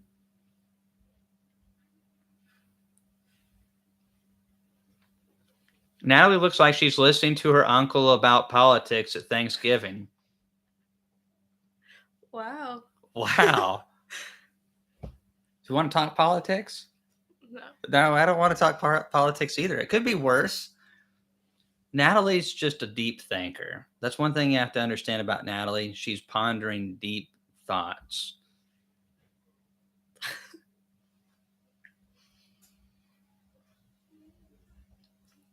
Yeah, Nuts and Bolts Beekeeping takes after his dad. Queen rearing in the flow versus after the flow. Good question, Jay. So, queen rearing during the flow, it's easier to get the queen cells started and get the nutrition in because when there's resources coming in, the bees feel they feel a greater propensity to feed those larvae more and not hold back. So nutrition makes things so much easier during the flow. However, one of the disadvantages if you have a strong colony raising queens, if there's a really strong flow, they'll actually plug up the colony a little bit. So mating nukes, when you're raising the queens, it's not so big of a deal, but your mating nukes can sometimes plug up pretty good on a flow. So a lot of queen raisers try not to find good honey yards for mating nukes because you don't want them to plug out. But it's easier to raise queens during the flow, but a little after the flow is still okay. Our flow usually ends in June, and usually I can still raise really good queens pretty easily for about a month after the flow. But once we get into our dearth period late into July, August, you can still raise queens, but it's much more difficult because the bees there's robbing going on, there's stressors. So I prefer raising queens here in Tennessee, April, May, and June. It's not that you can't raise them in July or August. It's just, it's hard. You don't get as good of takes and percentages and all those kind of things. So Shane Williams asked, is Natalie homeschooled? Unfortunately, yes. Unfortunately, yes. Yeah. But what would you be doing right now if you were public schooled? I don't know. Would you be beekeeping like you are? I don't know. No, Maybe, you would not. yeah. No, you would not. You'd be so busy. Why would I be busy? Because they keep you busy trying to teach you how to become a normal person so that you can go work for other people. and then then you can buy their stuff and pay interest and all the stuff and those kind of things. It's a government conspiracy, man. Can't help it. I was homeschooled too, so this is why Natalie's freaking out about being homeschooled, as she sees that this could actually end up being her one of these days. It won't. It won't. No, you were not born to be like this. My own mother was disappointed to find out I was born like this. Love you, mother. Hope she's watching. How do you induce bees to make comb frame honey like Gus? Jamie, I'm really not an expert at that. All the information that I know, I learned from Gus or from reading Eugene Killian's book, Honey in the Comb. I love that book. Even if I wasn't doing comb honey, I would still read that book. Honey in the Comb by Eugene Killian. Awesome book. Gus is the guy to talk to. He's pretty easy to reach sometimes. Might be a little busy this time of the year, but ask him. I mean, he would be able to help you out way more than I could. Hey, my name is Heather. I'm HD and Honeybee, and I am in a chair. I have Langstroth hives and love them. You have to do things differently, but it's worth it. Well, thanks for the feedback, HD Honeybee, and I would love to hear more about that in the future, or see somebody like yourself or others who do beekeeping that way. And bumped the table, and be able to share that with other people, because I get that question a lot, and it's one of those things I just don't have the experience, and I don't know. So I think there's an opportunity for some folks to maybe make a YouTube video on it. That would be kind of fun.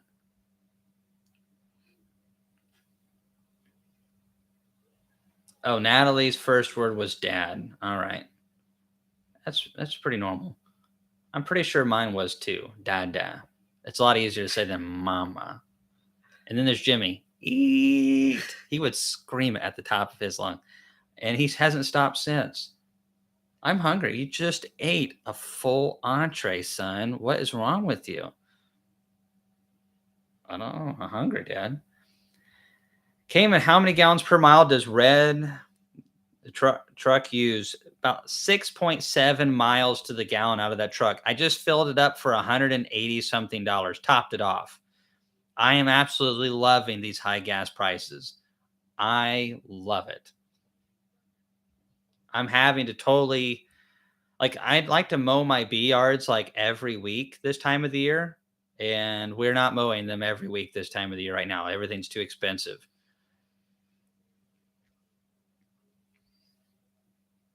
If Natalie's only judging blue ribbons, then she can enter her own, and if she wins, then she just has to set her to the side and judge the remaining blues. Yeah, there you go.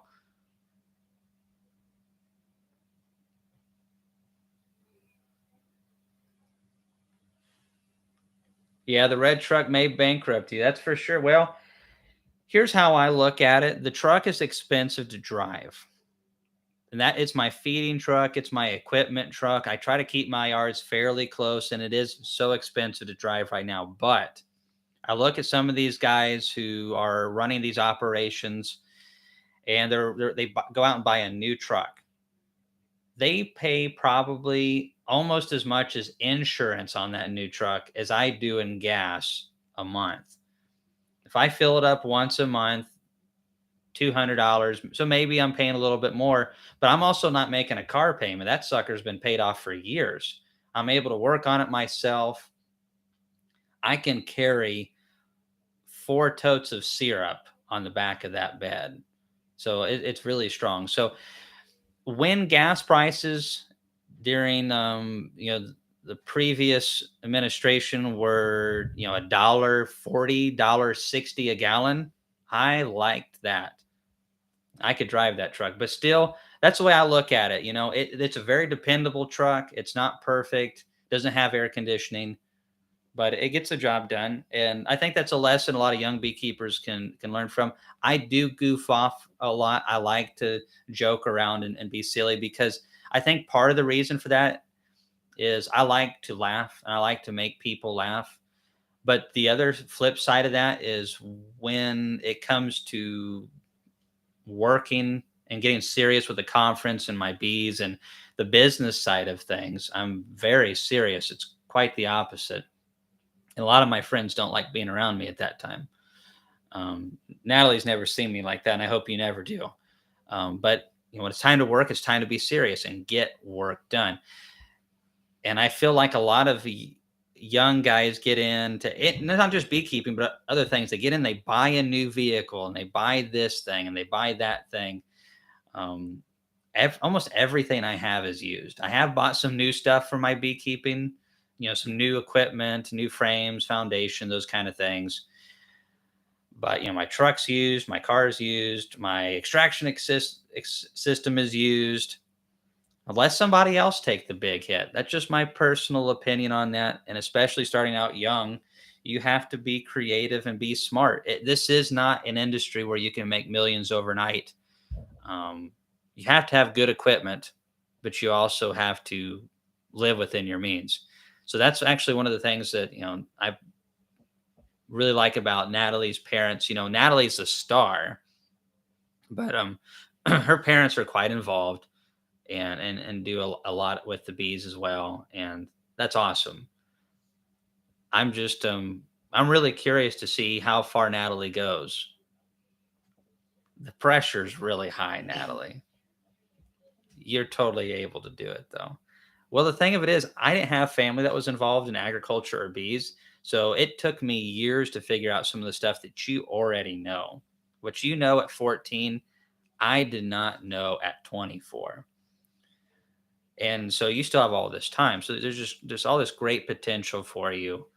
And what excites me is, since you got the family structure as well, I mean, I honestly think that you have so much potential. And then not only for yourself, but a lot of potential for other kids and young adults to be able to see, okay, if Natalee can do it, maybe I can too.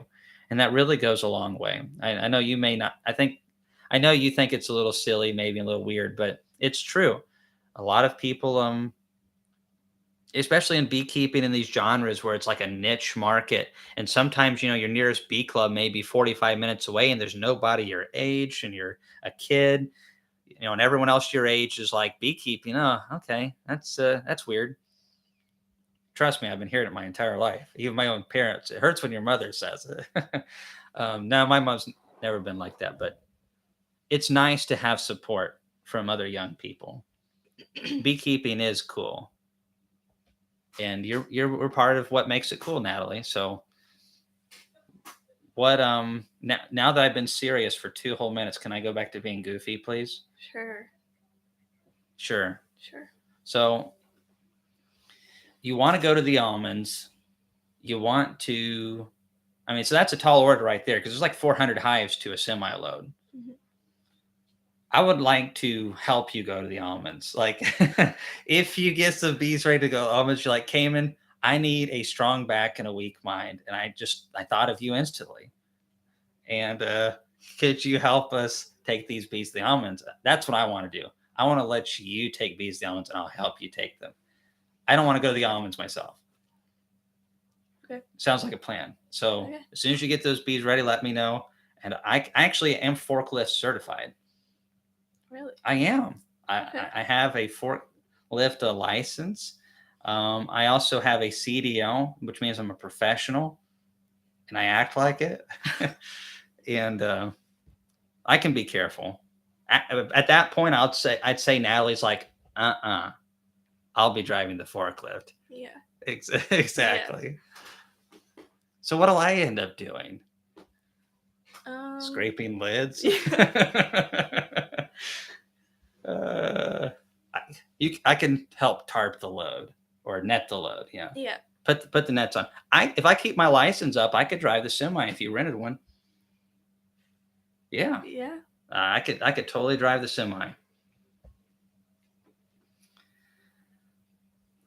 So trying to get your cousin Natasha to do beekeeping. Well, good luck with that. There's you ought to check out Natalee's channel. Anybody can keep bees, unless you're extremely allergic. Then I guess maybe you shouldn't, but most people can keep bees. All right. Yeah, those almond groves do go for miles. Cayman, you should drive bees to the almonds. Well, right now with fuel being like out in the western part of the country, like $6 or $7 a gallon for diesel. I don't know what it is out there on the left coast. I mean the west coast, but I know out here it's like 5.50 for diesel. It would be so expensive to truck bees right now. You're right, Sarah's Happy Hives. There are some allergic people that still keep bees, and my wife had a halfway decent allergy to them for years.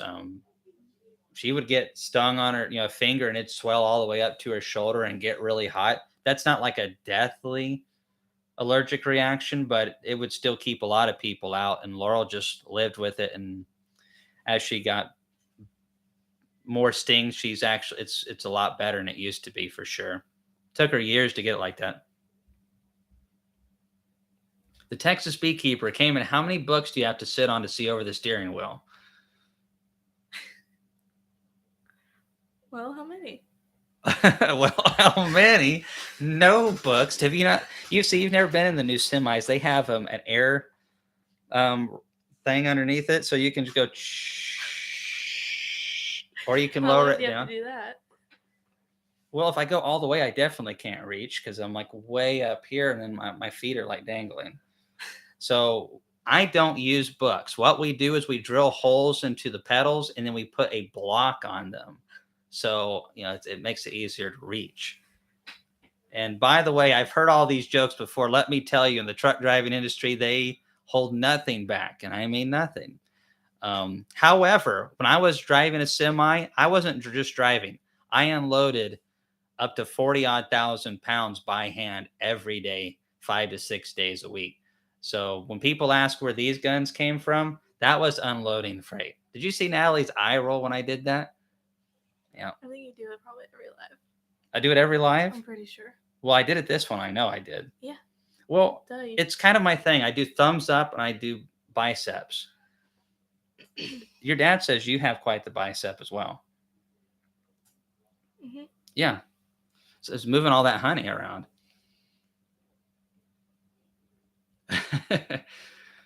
$5.77 a gallon for diesel in Washington. Blah. Yeah, thankfully, see, my parents taught me this bit of advice, and they don't teach kids these days to act like this on Facebook and social media or in schools. Maybe some kids still get it. I'm sure some do, but a lot of kids aren't getting this taught by their parents.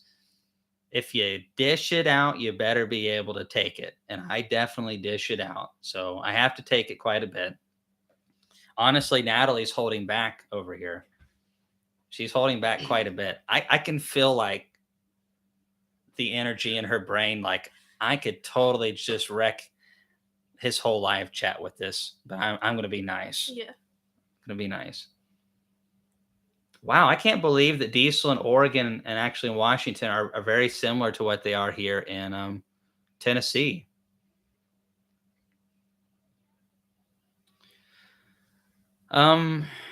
Billy Woods. I don't think I've met that Averett driver. I used to drive for Averett for a while. Hi, I just put in a Buckfast Queen. Have you ever had that breed? No, I have never had a Buckfast Queen as far as like any of the what are considered to be the pretty good ones. Of course, what we have now is, I think, just a shade of what the Brother Adams Buckfast Queens were.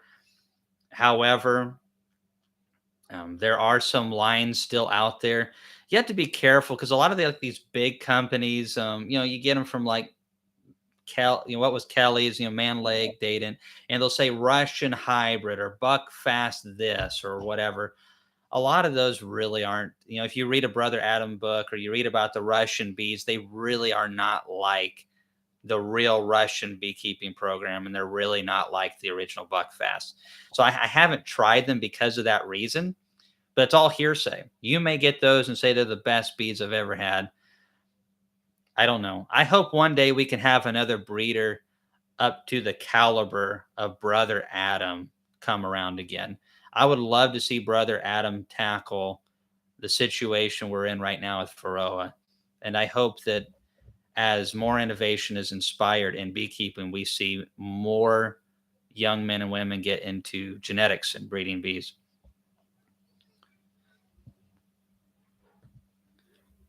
So, oh, Emily Summers is on. All right. So, Emily, thanks for letting us borrow your sister. She says that you're her favorite of her two sisters. At least that's what she told me. Don't tell Gracie. I don't know, what that tension's like. See, this is what's so interesting about the dynamic with you. So you have two. It's 3 girls in the family. Well, 4, including my mom. Including your mom. Well, I'm not counting your mom. Okay. Of course, yeah, she's a girl. But then I had 3. There's 3 boys in our house, so I didn't have any sisters. So it was a totally different environment. You guys don't do meat, and that's all we ate, like growing up. Meat. And then you guys ever do like you just beat each other up for the heck of it? Why are you asking this? Well, because that's what we did. Just like, what's up? They talk to each other, smack. I'm the youngest, so yeah. You're the youngest? Up, yeah. You get beat up? But I thought you had those biceps. I do, but it's just still not enough. Just working on it. You're almost there.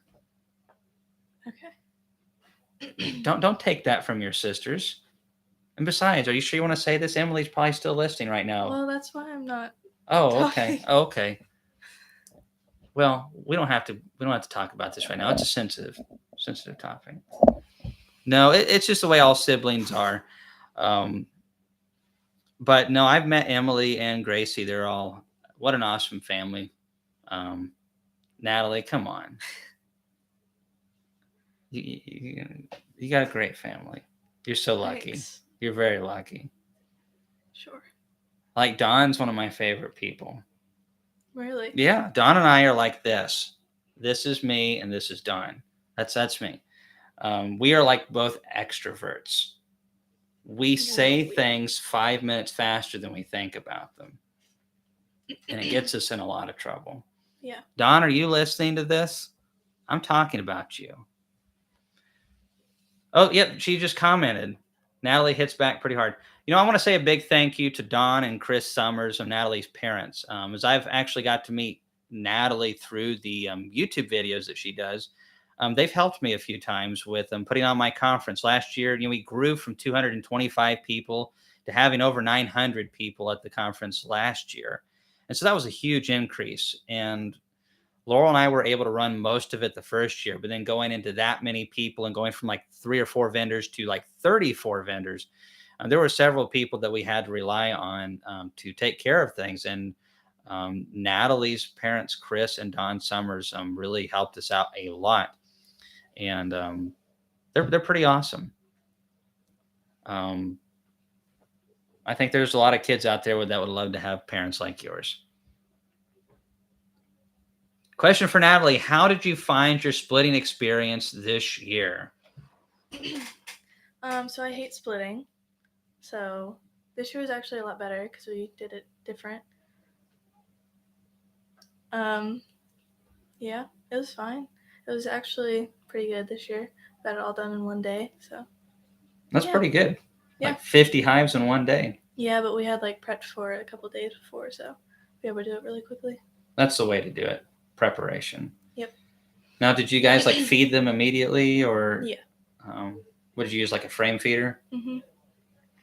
There might have been a couple we used buckets, but mostly frame feeder. And so, why do you like frame feeders? I get this question a lot, Natalie, but why do you like frame feeders over other feeders?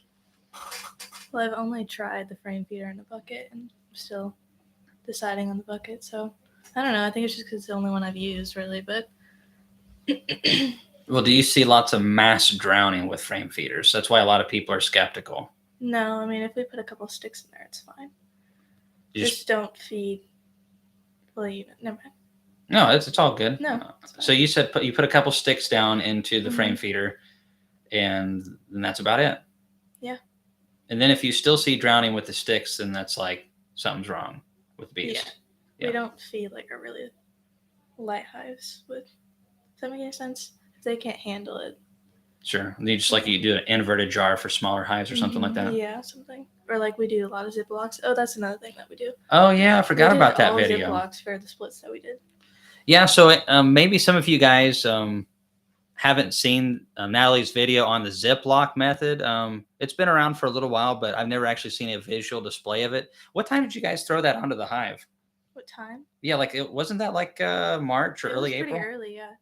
I'm not sure when it was, but yeah, I was actually surprised how well that worked. Yeah. I know some guys in emergency, like what's his face, Bob's buddy. Bob's got a lot of buddies. Yeah. Greg Rogers. Okay, yeah. Yeah, he does Ziplocs, doesn't he? That's where we saw it from, yeah. And doesn't he runs like 400 hives, I think. So, you know, you wouldn't think that a guy with 400 hives would do Ziplocs, but he finds that it works good for him. And then of course Kent Williams does sugar bricks, and he runs hundreds of hives. You wouldn't think sugar bricks are used by professional beekeepers, and by and large, both of those aren't typical things of commercial professional beekeepers. But you know, that's have it your way. It's kind of like I can't remember which company used to have that as their slogan. Getting old. I like frame feeders though. So Redfish Bear says, "How do you like the bags, Natalie? You think it works pretty good?" Yeah, if you do it right, it works really well. How big? Was it like gallon baggies, half gallons? What were you doing? It depends. Like the sandwich bag, I don't know what. Those are probably like quarts or something like that. We fill that. Well, you don't want to fill it like because we were using Pro Nukes, and you can't fill it too far because then the lid won't close and they can't get to the top of it. So you fill it just below halfway, and then you lay it down so it's not very thick. And then we only do like one cut, pretty much. All right. I think it was Burger King. Thanks. Have it your way. I haven't eaten at Burger King since I was Natalie's age, and that's fine with me. It's totally fine. So maybe you should do like another video of a baggie like that's like one of those 2-gallon baggies, so you can put like a gallon in there. Maybe. That would be interesting. So Elamite says, "Do you think feeders deteriorate too quickly?" Depends on which type that you use. I have frame feeders from almost when I started beekeeping. I was talking to Motherlode the other day because they're going to be coming to our conference. Motherlode makes all kinds of boxes and frame feeders and other things as well for beekeepers here in the United States. And I know guys that have Motherlode frame feeders that are almost as old as I am. So those don't deteriorate very quickly.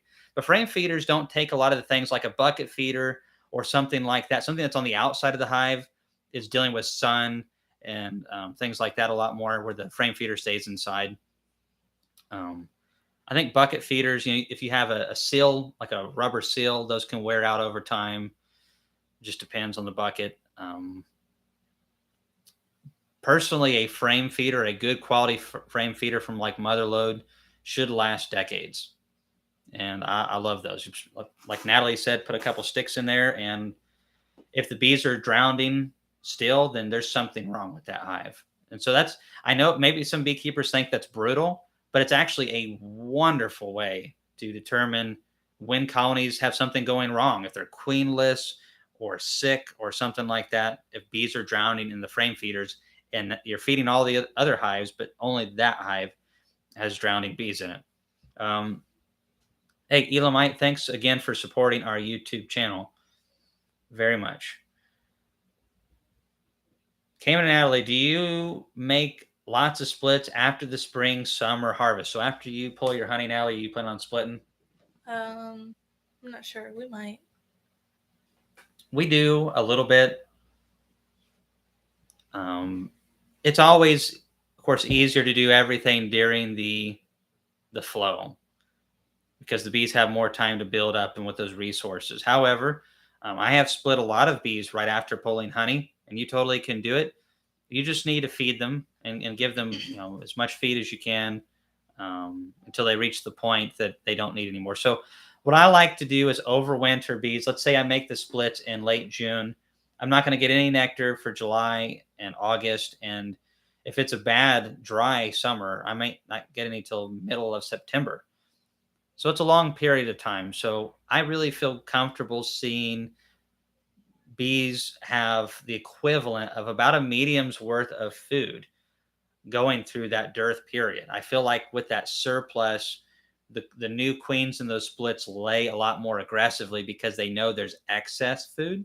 It doesn't mean it has to be a medium. It could be another deep dawn, but you never want those splits to ever think we're short on resources. But yes, I do make splits that time of the year.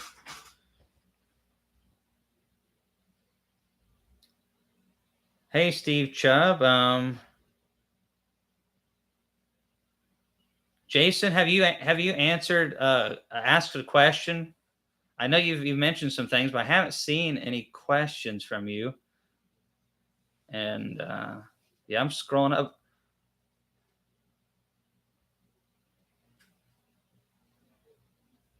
All right, so you said that again up there with the Michael one, that this is me being kind and requesting an answer. So what's the question? I must have been way up there. Almonds in California, correct? Yeah, almonds are in California. Isn't Cali only allowing newer semis to drive into Cali? Yeah, they have all kinds of. I think there's also some type of farm rules and stuff like that. Maybe for beekeepers, I don't know what all that encompasses. You'd have to talk to some commercial guys. I do know that by and large, yes, you have to have certain types of trucks. It's not just semis; it's also just regular diesels and maybe even gas engines that you have to have certain types of devices on them to where it won't smog up and stink up California more than it already stinks. Ooh, Natalie, take over. I gotta get a drink of water.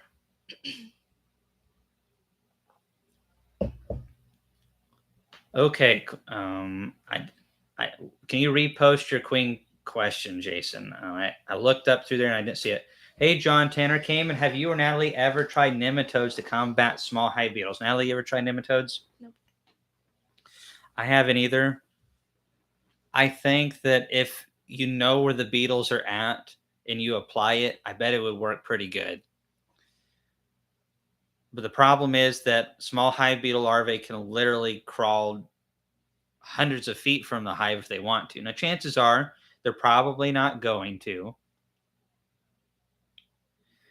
But it's one of those things where we kind of theoretically it should work, but how well is it going to work? And it's somewhat expensive and may work really good. I don't know.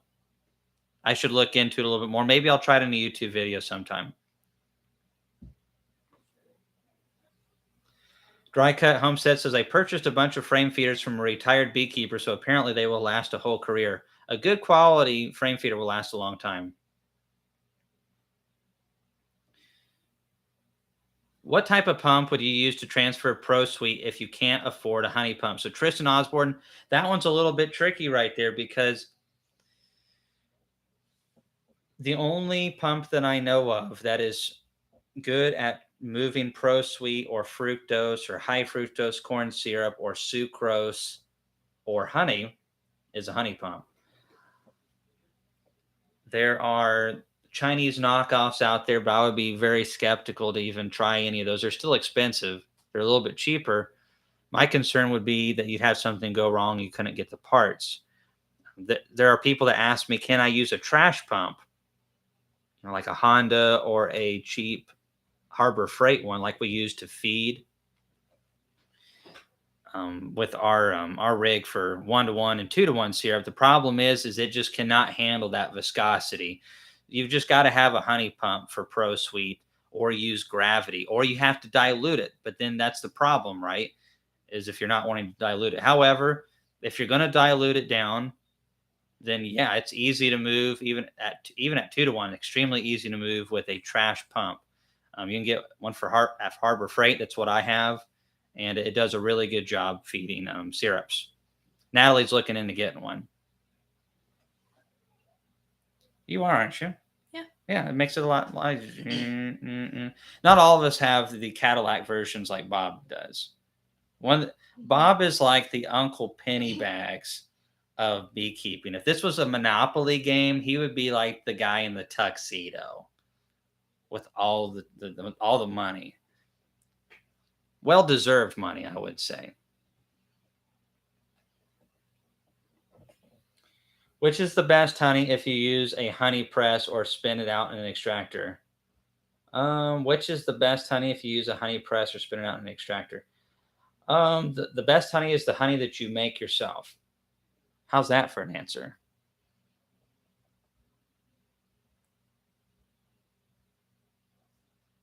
Hey, Brian Ferris. Good to see you on here. Oh, did I say Brian? I mean, Byron. Thanks. Yeah. So, yeah, trash pump works great for thin syrup. Byron, did you actually try it on any thick syrups or anything like that? I don't think you did. Yeah, Byron's got the from Better Be the Lyson honey pump. I did a video with him a while back, and the Lyson pumps are really nice. Lyson sold over $30,000 worth of product at our Hive Life conferences last year. So we're really excited to see more products that Lyson is planning to bring this year. And Lyson has some really good stuff.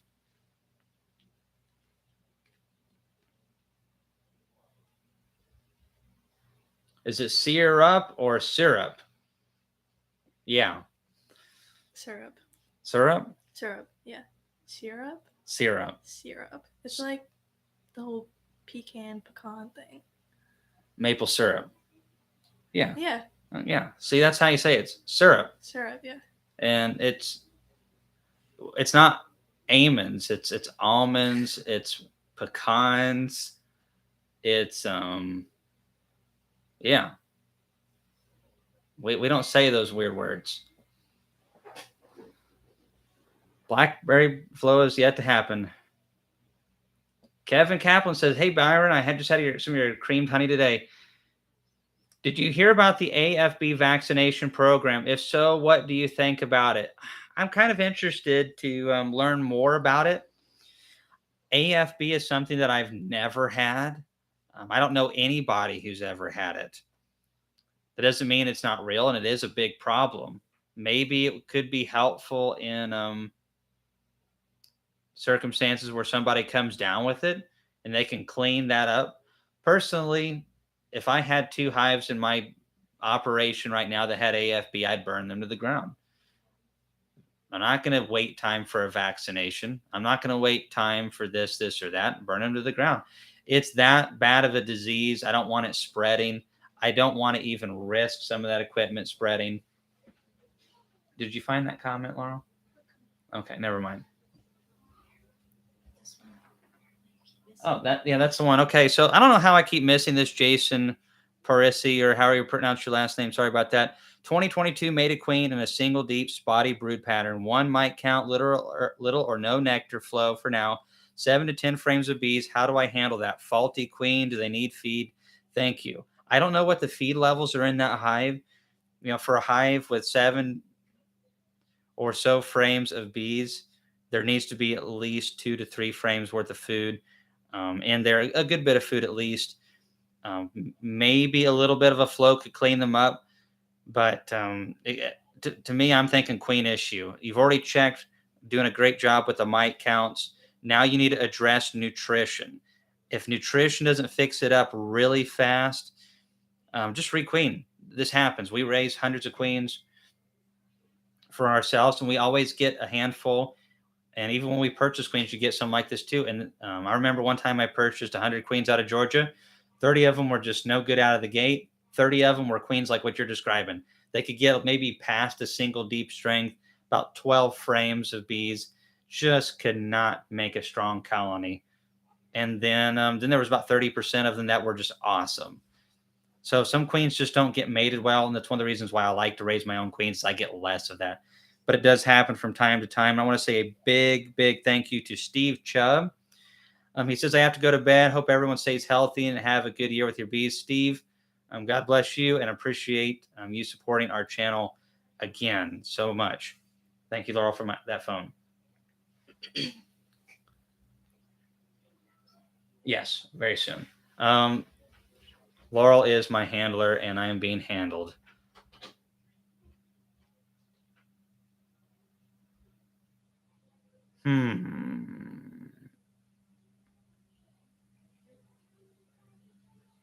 Yep, Thomas says AFB about 10 years ago. That's what happens when you get nukes from shisty beekeepers. Yeah, you have to really watch where you buy your nukes from.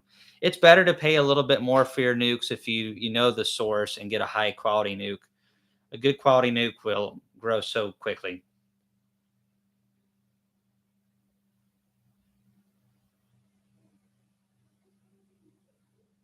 Be nice if there was a pressurized container for ProSweet that you could get away with not having to use a honey pump. That would be nice. I actually own 3 honey pumps because I've got one hooked up to my extraction system. I have one that pumps from my barrels into my 70-gallon Dayton bottling tank. And then I have another one that is designated for pumping sucrose or ProSweet into my truck tank that I'm mixing with water and mixing that up. Natalie, Bob Benny owes his success due to training early on in Oregon. A lot of good Oregon beekeepers I keep hearing about Vanderpool Farms. Now, if we could just get you to come out here and show us some things too. If I get the chance, I'm gonna do a video on that queen rearing method you described in Bee Source. Natalie, Yeah. you had fun tonight. Yep. She actually said yes. Yeah, I did. You heard it here live. So the Hive Life Conference, it's coming up soon. No, yeah, really. Well, it is for me. See, you and I are working on different time zones. You're working on teenager time. I'm working on 30-year-old time. So it's going to be here really soon. I'm like, ah. So right now, let's see what we have. Almost June, July, August, September, October, November, December. So like 7 months. They'll be here before we know it. Yeah. And those are all the vendors who didn't come last year who are wanting to come this year. So that's a pretty good bet. Mm-hmm. And out of all the things at the Hive Life Conference, what would you like to see this coming year that maybe we didn't have enough of, or we didn't have it all last year? I don't know. I'll have to think about it for a while. I put on the perfect conference. That's what you're saying. No, I didn't say that. No, I didn't say that. Like, how about more girl stuff? Like, like girl t-shirts and oh wait, you're providing beekeeping like a girl t-shirts. I mean, beekeeping with NATALEE t-shirts. Yeah. I'll get it in my head eventually. Well, and a lot of people bought those t-shirts. You didn't bring enough last year. How many did you end up bringing last year? I don't know. It wasn't very many though. Wasn't it like 40, 30, 50? It might have been, yeah. It was a good bit. And they were like, actually, I was watching Myra Till. She's a beekeeper up in Kentucky. And last time I saw her at a conference, she was wearing her Beekeeping with NATALEE's shirt. It was very purple. Yeah. Which is a really nice color. But somebody needs to make a, bee suits are really bland. I'm not one for fashion, but somebody could make some nicer looking bee suits. Not like really girly or anything like that, but just spice it up. Why does it have to be so white? That could be like a whole thing.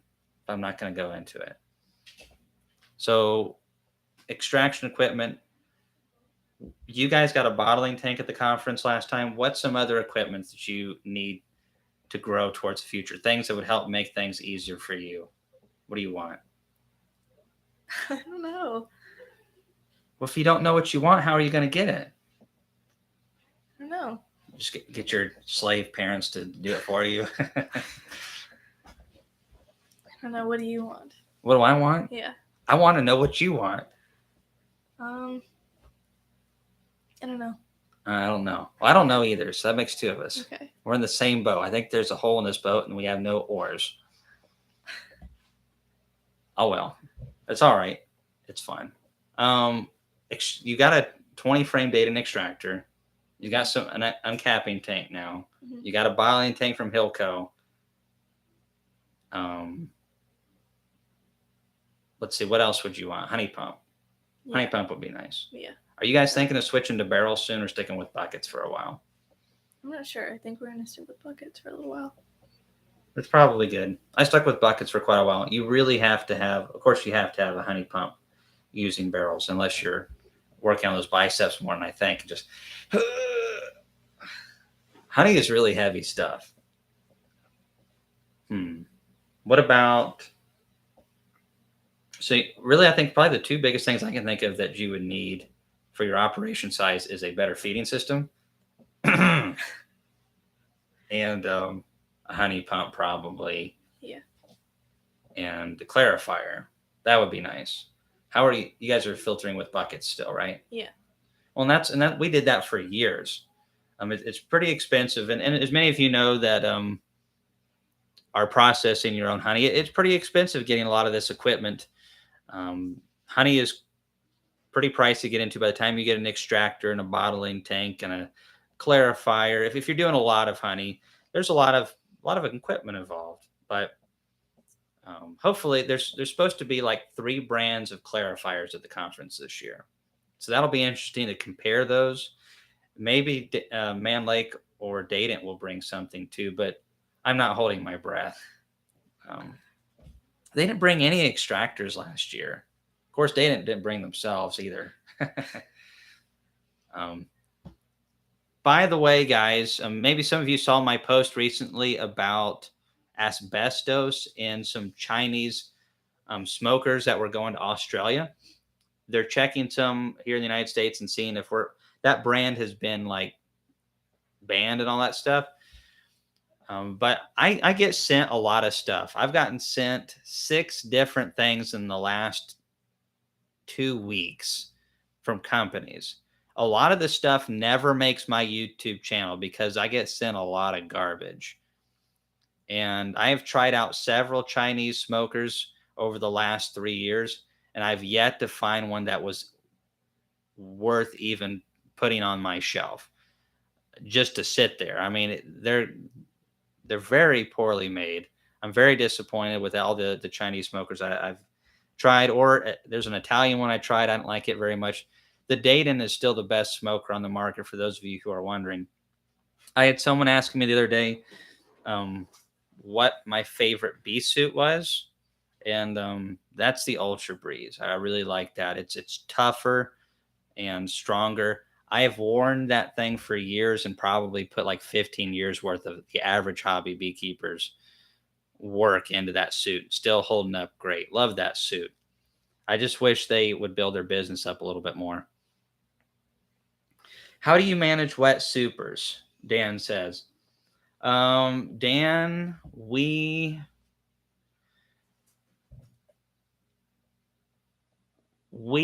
accidentally set them out in the sun to dry, and sometimes the bees clean them off for us. And then they're dry, and then we can store dry supers. That's kind of how that works. How do you guys deal with wet supers after you extract them? What do you guys do? We just set them out. You set them out? Yeah. The bees Or just we put them right back on. Yeah, the bees just love doing that. And I personally don't. I've never stored wet supers. I don't like doing it. I don't have anything that I could store them in like that, anyways.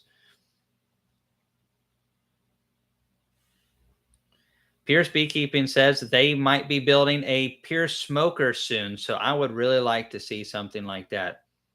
The dated ones could be improved upon.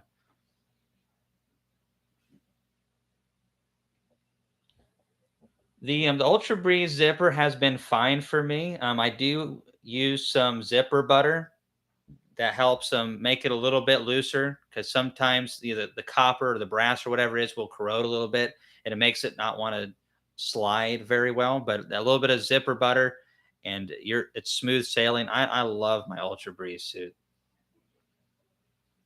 Y'all full of balconies. Anybody know what balcony is? Yeah, I think he was trying to say baloney, but I don't think they know how to spell that in their language. Laurel just banned him. Hey Sharon, thanks for coming on. It is nice to see young people becoming beekeepers. So you got your son, your grandsons love to work the bees with you. Um, I'm hoping they will carry on after I'm gone. Natalie, you are a wonderful young lady. I've got to agree. You are pretty wonderful. Thanks. Don't, but not that wonderful. So don't let it go to your head. The golf cart with the sugar tank. That's rough on those golf cart motors. How big is that sugar tank going to be? But came to work. Queen rearing in the flow versus after the flow. I think I answered this earlier, but maybe this is a different question by someone else. Queen rearing in the flow is better. It's easier for them to raise queens after the flow. There's not as much nutrition. They still will raise queens, but they just don't.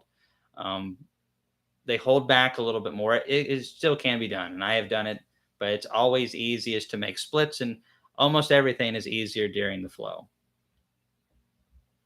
John Hatch said it first. Kamon is the big brother Natalie never wanted. Ha ha ha ha ha. That's not true. I'm great. Okay. Okay. I would like to see, yeah, Michael Palmer. Well, I've tried to get Michael Palmer to come speak at our conference, and if he ever says yes, we will fly him down. I'd like to do that. Kamon, where do you get your barrels? Finding them from beekeepers is the best way to find them. Occasionally, there's a company that has that buys a lot of olives, not too far from here, like not too far as in like an hour and a half, and you can get olive barrels, and that works pretty good. Just got to clean them out a little bit, but of course, if we're going to use them, we want something that's definitely food grade and not very strong. Like one guy was like, "Hey, I've got all kinds of metal barrels for you. They're fantastic." Well, what they had in them is the spray sauce they spray on these flavored Doritos. And I actually got some for other purposes. It's been years. They still smell like spicy Doritos. You store your honey in that. Hey, that we might be onto something there. You try one of these things and it tastes like Doritos. We can make the Super Bowl commercials next year. There we go. And maybe your team, the Kansas City Chiefs, will be there. Maybe. You're a Chief fan, right? Yeah. Totally Chief fan. I think she really likes Patrick Mahomes. I think a lot of it's the hair. Unfortunately, I can't get my hair to curl like that. It seems to be the thing these days. I'm more of like a 50s wannabe kid. You know. Does that make any sense to you, Natalie? Mm. It's not supposed to. Smitty's chainsaws and firewood. Thanks, man. Oh, you're not a beekeeper, but you love the channel. Bees don't like saws. I get stung all the time. Well, Smitty, thank you so much for coming on and watching what we're doing, even though you're not a beekeeper. But you know, I love chainsaws and firewood too. There's nothing. You know, there's nothing better than a good wood stove. I've got a killer one down in my basement, and I wake up all winter long with warm floors at night and in the morning. That's awesome. Yeah, Laurel is awesome. Hey, what gloves do you suggest, Natalie? You got a suggestion on gloves to wear? I know I wear gloves all the time. I hate wearing gloves. I do it too. It just gets it stuck under the frame, and then it makes bees mad, and they sting you through the glove sometimes. Yeah. Now you wear like the latex or whatever. Yeah, and I don't like them. Well, see, they probably don't fit your hands very good either. Because yeah, they do. They do? Yours fit? You actually can find a set that fit? Yeah. How long are your fingers? Like, oh my goodness, your finger is like as long as mine. At least they're not sausage fingers. Sausage. Like yours. I'm a man. I'm supposed to have fat thumbs and fingers. Her fingers are as long as mine already. But the problem is, in order to get a glove that will fit this palm and everything, usually the tips of the fingers come out to like here, and it's so annoying. They're usually like 3/4 of an inch to an inch too long in order to fit the hand. You know, as far as gloves go, I don't wear them that much. We were looking at the ones from Guardian Bee Apparel. Those are all right. Good, yeah. You know, they're vented and they pull all the way up to here. I hate having gloves that pull that all the way up there because especially if you're wearing a suit on top of that, it's already hot, and then you pull it on that extra layer, and it's like, oh my goodness. Um, there's not a great set of gloves out there, but there are some that are tolerable. I don't really know. The ones at Guardian Bee Apparel seem to be all right as far as ventilation goes. It's my first year. I have a packaged hive that seems to be honey bound. I have no comb to add. What can I do?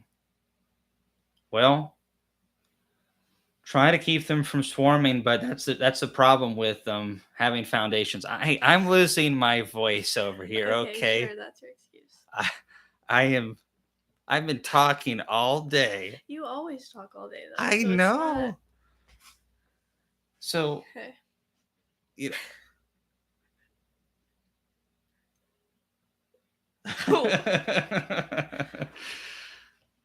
The best thing you can do with the honey bound package is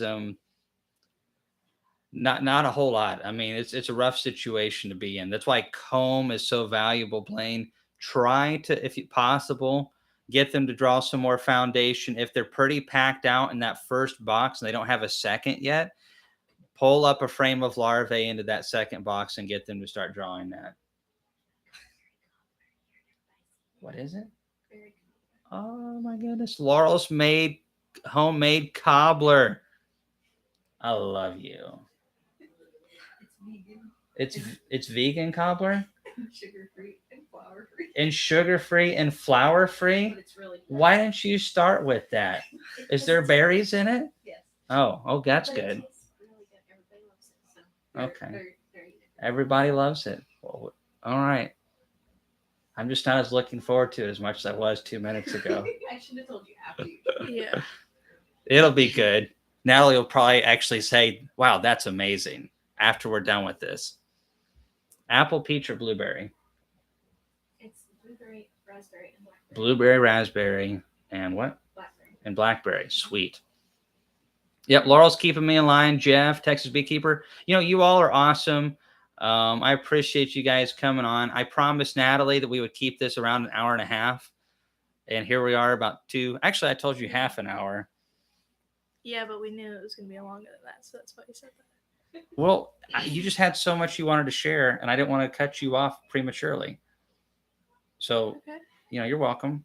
How was overall the honey testing, though? Were there any honeys that you're like, I would be okay if I never tried that again? Yes. Which one was that one? Not this one. This is, you're not going to say, come on. No, it wasn't. It wasn't that one. Your honey is pretty good, though. This was- I just opened some the other day. Oh, did you The get some? Hive Life honey, yeah. Oh, the stuff from the Hive Life. Yeah, Well, see, that's good. totally different. I mean, that's so much Yeah. darker than this. That's the darkest honey we've ever had. I mean, last year was dark honey. This year is going to be light. I'm pretty confident with all the black locust. But oh, hey Jeff, thanks so much. Wow, thank you, Jeff, so much again, as for supporting our channel. I tell you what, wow, thanks, Jason. Thanks everybody, making this content available, and you know, maybe some of this money that we have right here, we need to put it towards Natalie's stuff fund. What? Yeah, you need some stuff, don't you? Yeah. Well, maybe we can figure out some stuff that you need, and we'll just put this towards it. No, it's fine. No, it is fine, and it's besides now that they've done this, you know, you can take it and create a video where we can all learn from you.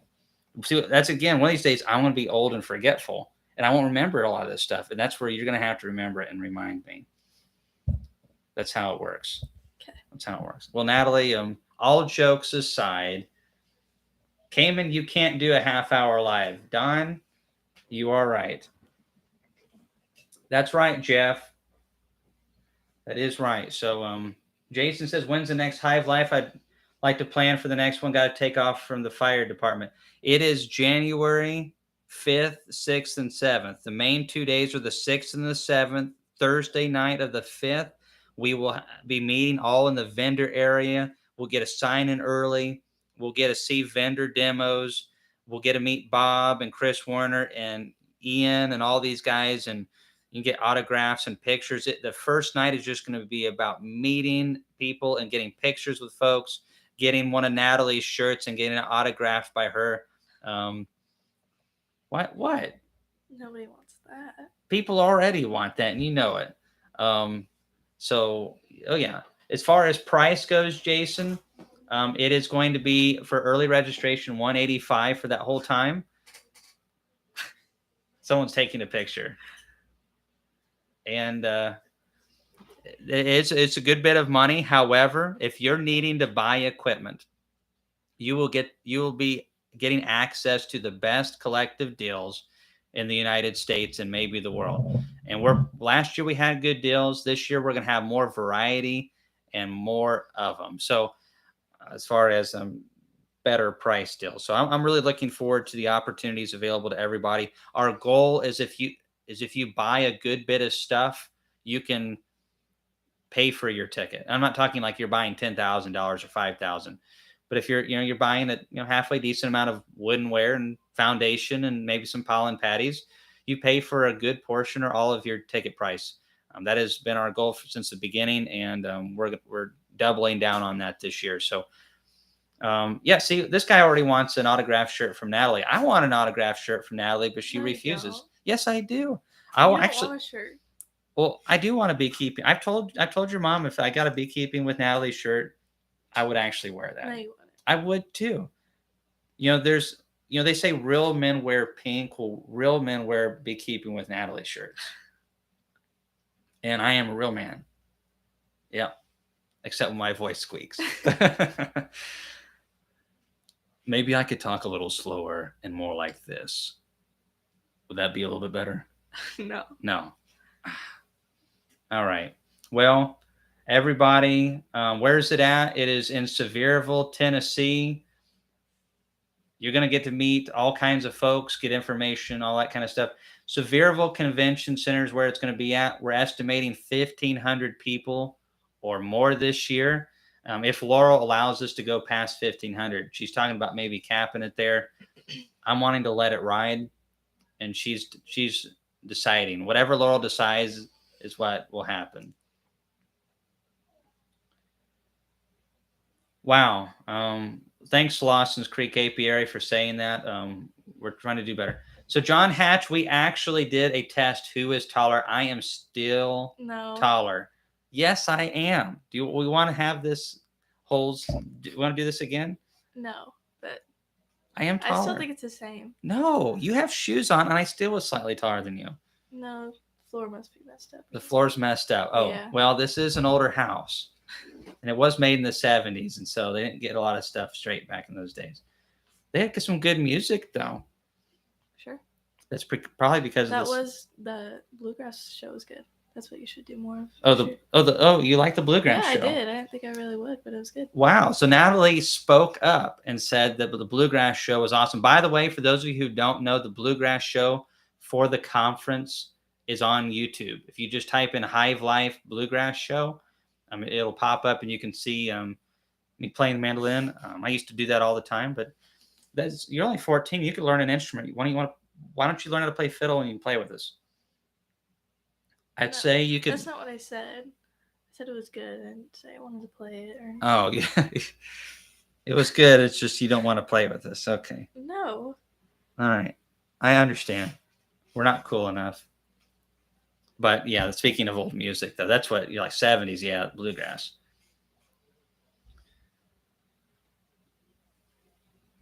All right.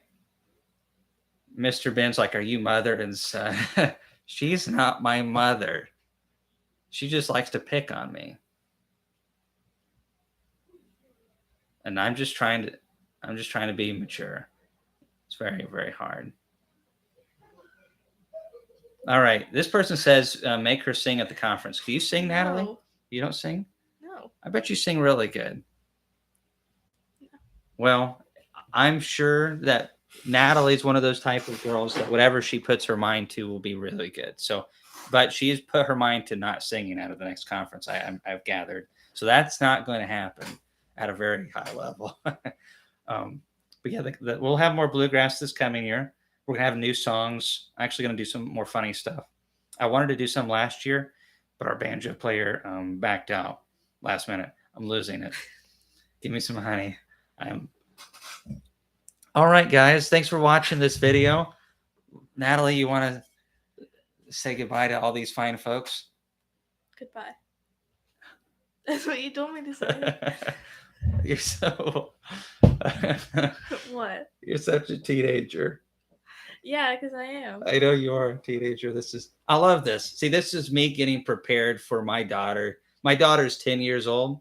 So Natalie's kind of like getting me ready for what it's like to have a teenager. But as far as teenager goes, I think we all can agree Natalie's pretty mature for her age and pretty awesome. Your parents probably won't appreciate me saying that because now you'll probably act out or something when you get home. You never act out. All right. Yep. So we're out of here. Natalie, thanks for coming on. And guys, if you have not, go to Natalie's channel, Beekeeping with Natalie on YouTube. She's got a lot of great videos and just more good things to come from Natalie in the future. Bye, everybody. And we'll see you in the next video. Thanks, Sally. You're welcome.